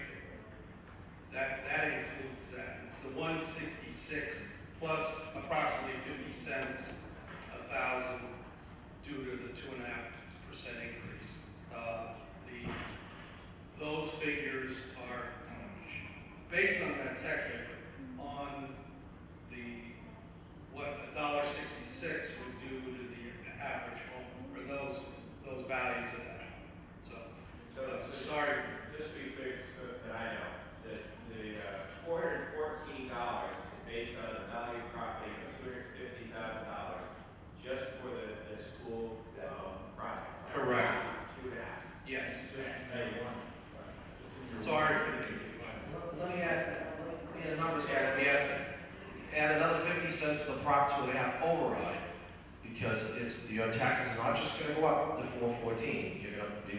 50 cents for the regular 2.5% increase. So, Jeff, you gotta get your hands up. Come on up to the mics, guys, because it's difficult for people to hear. Can you just point out that the $414 a year is based on the, once the bond is 100% taken, so that's the $25.8 million. But then as time goes on, do you have a figure for what that is on the last year? Because what will happen is that $414 that I would be paying It's close to, I can answer it, it's close to $250. So it goes just under $1. Right? So first year that I pay is $414, and the 25th year that I pay is 200 and some odd. Oh, $240. Yes. $240, and it just spans between each year. It keeps getting less and less. Is that correct? Yes, sir. Thank you. Next question. Mr. Fowler has been patiently waiting there, so. Okay, question first for Carl. When you first started, you mentioned that this project is large for an elementary school. I'd like to know if you could clarify that. Sure. What I mean by that is, in terms of enrollment, 770 children in one building is large. On average, throughout the Commonwealth, elementary schools tend to be around the 500 student size, so it's large in terms of the number of children in one building. So I guess then I'd like to lead back to a question that Doug had, and perhaps looking to move just keep this at a 2 through 6 and move to the 6th grade. Wouldn't that have perhaps been a better option? Again, I think Carol answered that question, Gary. Okay, fine. And then now, for Mike again. I like things in percentages. You can talk how much it costs 1,000. I know what my bill is. I want to know what it's going to go up by a percentage. You mentioned, I believe, 16.5%, Mike, earlier. That's right. Does that reflect this figures? Plus, or is that just for the loan for the $25,820,963? That's fully loaded, Gary. So Okay. 1309 to 1525. Okay, thank you. Now to that, we have a ballot question. And in the end of it, it states, including costs incidental or related thereto for the bonding. We've been talking and getting the figures for the $25,820,963. Where do we intend to put the 1.8 for Elm Street?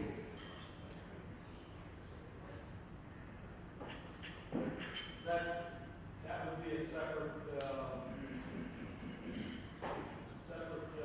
warrant article and a separate bond. We were told that ballot question was going to include Elm Street. We went over that at several meetings. Yeah, we could, based on the contract, we have things designed. So I guess my point is that later on, if we pass this at town meeting, the 1.8, at some time in the future, we may have to increase the bond or probably take another bond. So there could be an additional 1.8 million added on to these figures. That's bonded. Yes, and the money for Elm Street is not included. Yes. Thank you.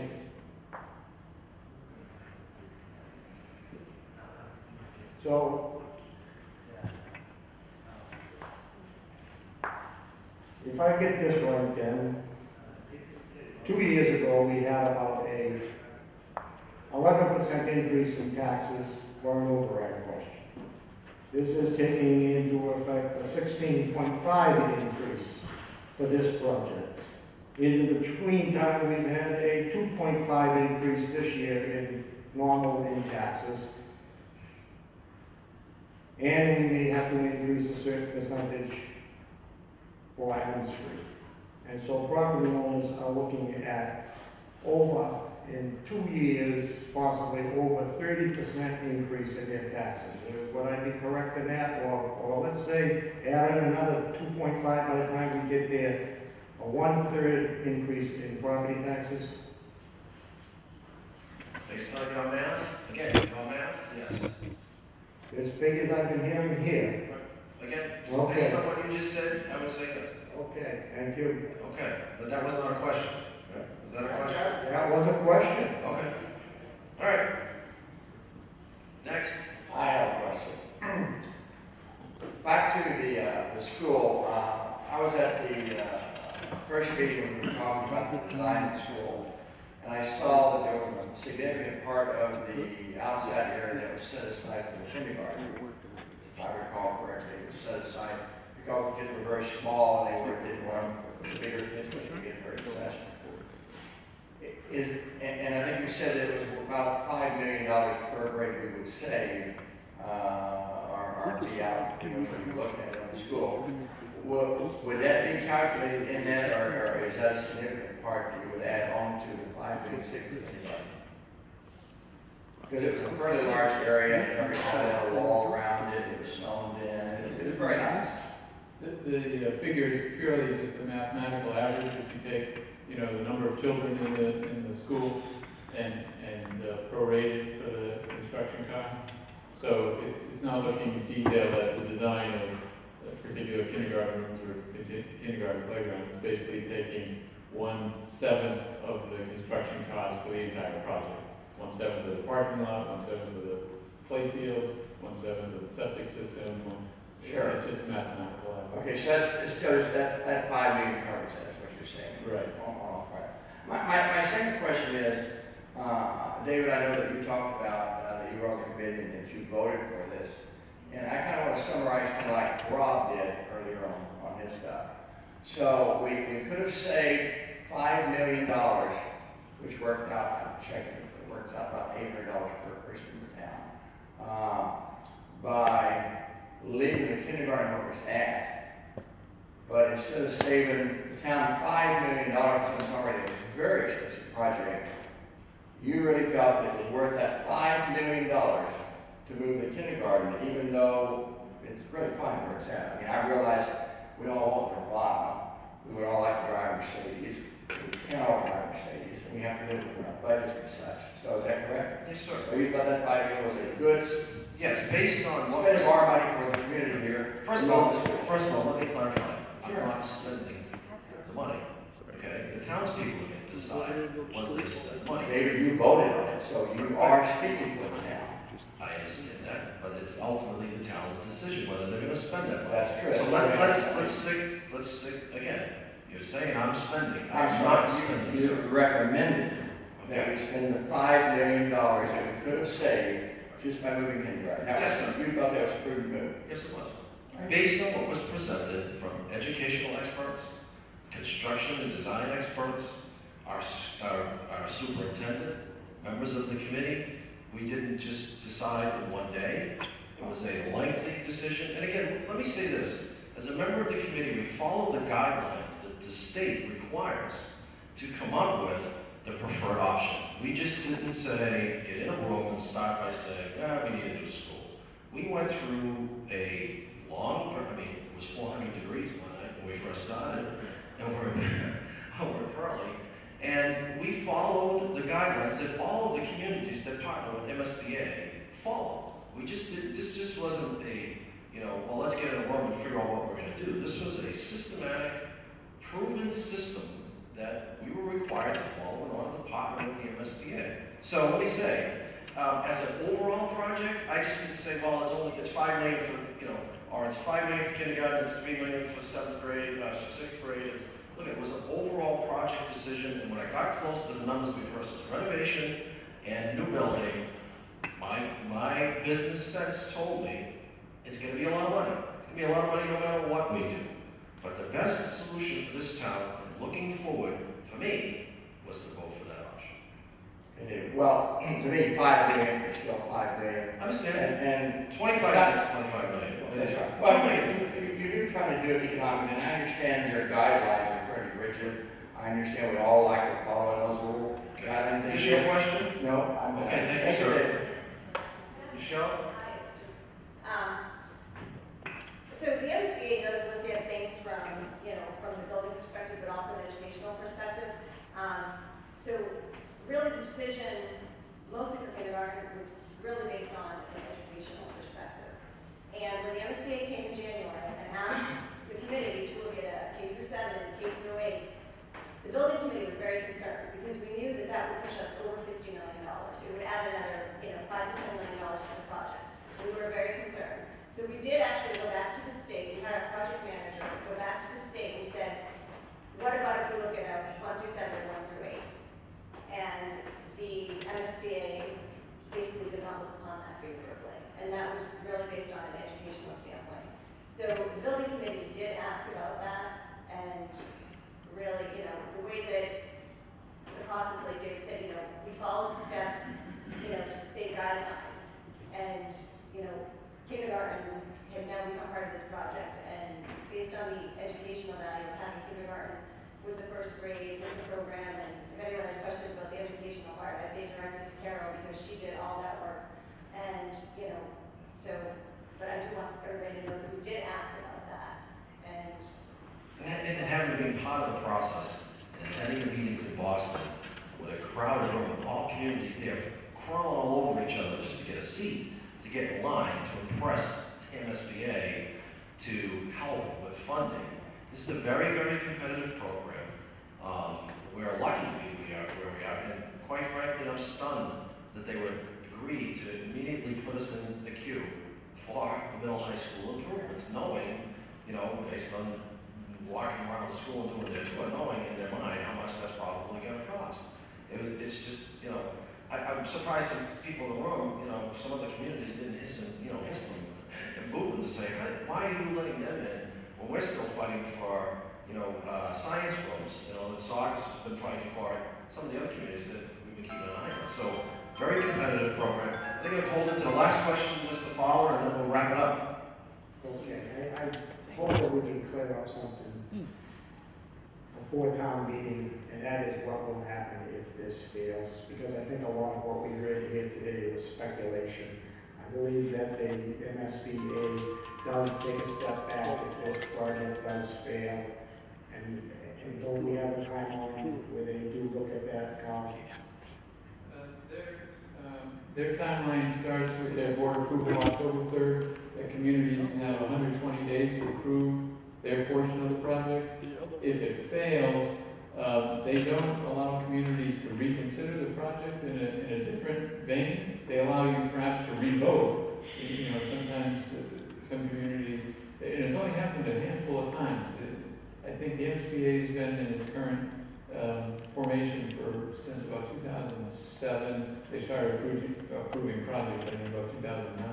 So they've had a few hundred projects, and I think less than 10 have failed. So there's not a big track record there to know what they do when projects do fail. But the ones I'm familiar with, they either allow them to re-vote, virtually the same project, maybe some adjustment, but or you are removed from the list and sort of get back in line.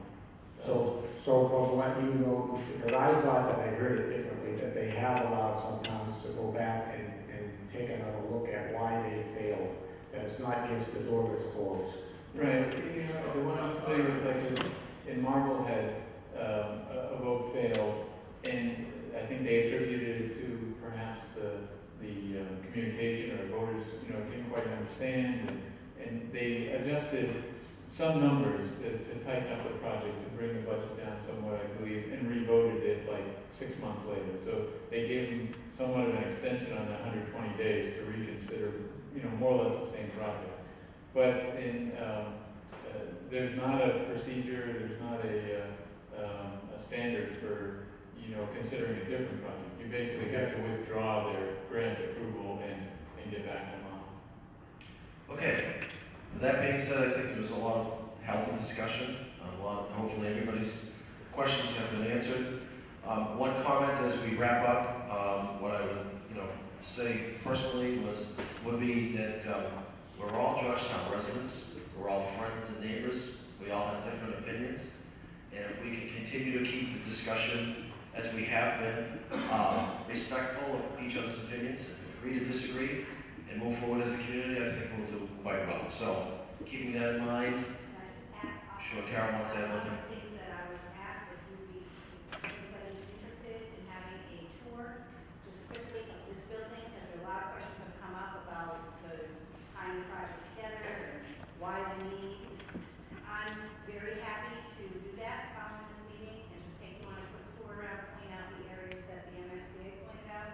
that'd be great. So if anybody wants to stay for the tour, and there's still coffee and donuts left, so you can grab that and do it. So again, thank you everybody for coming out, and just look forward to seeing everybody at town meeting. I do have one official act that we have to do, is I would entertain a motion to adjourn. Mr. Fowler has a motion, seconded by Mr. Eggenberg. All those in favor? Aye. Meeting adjourned.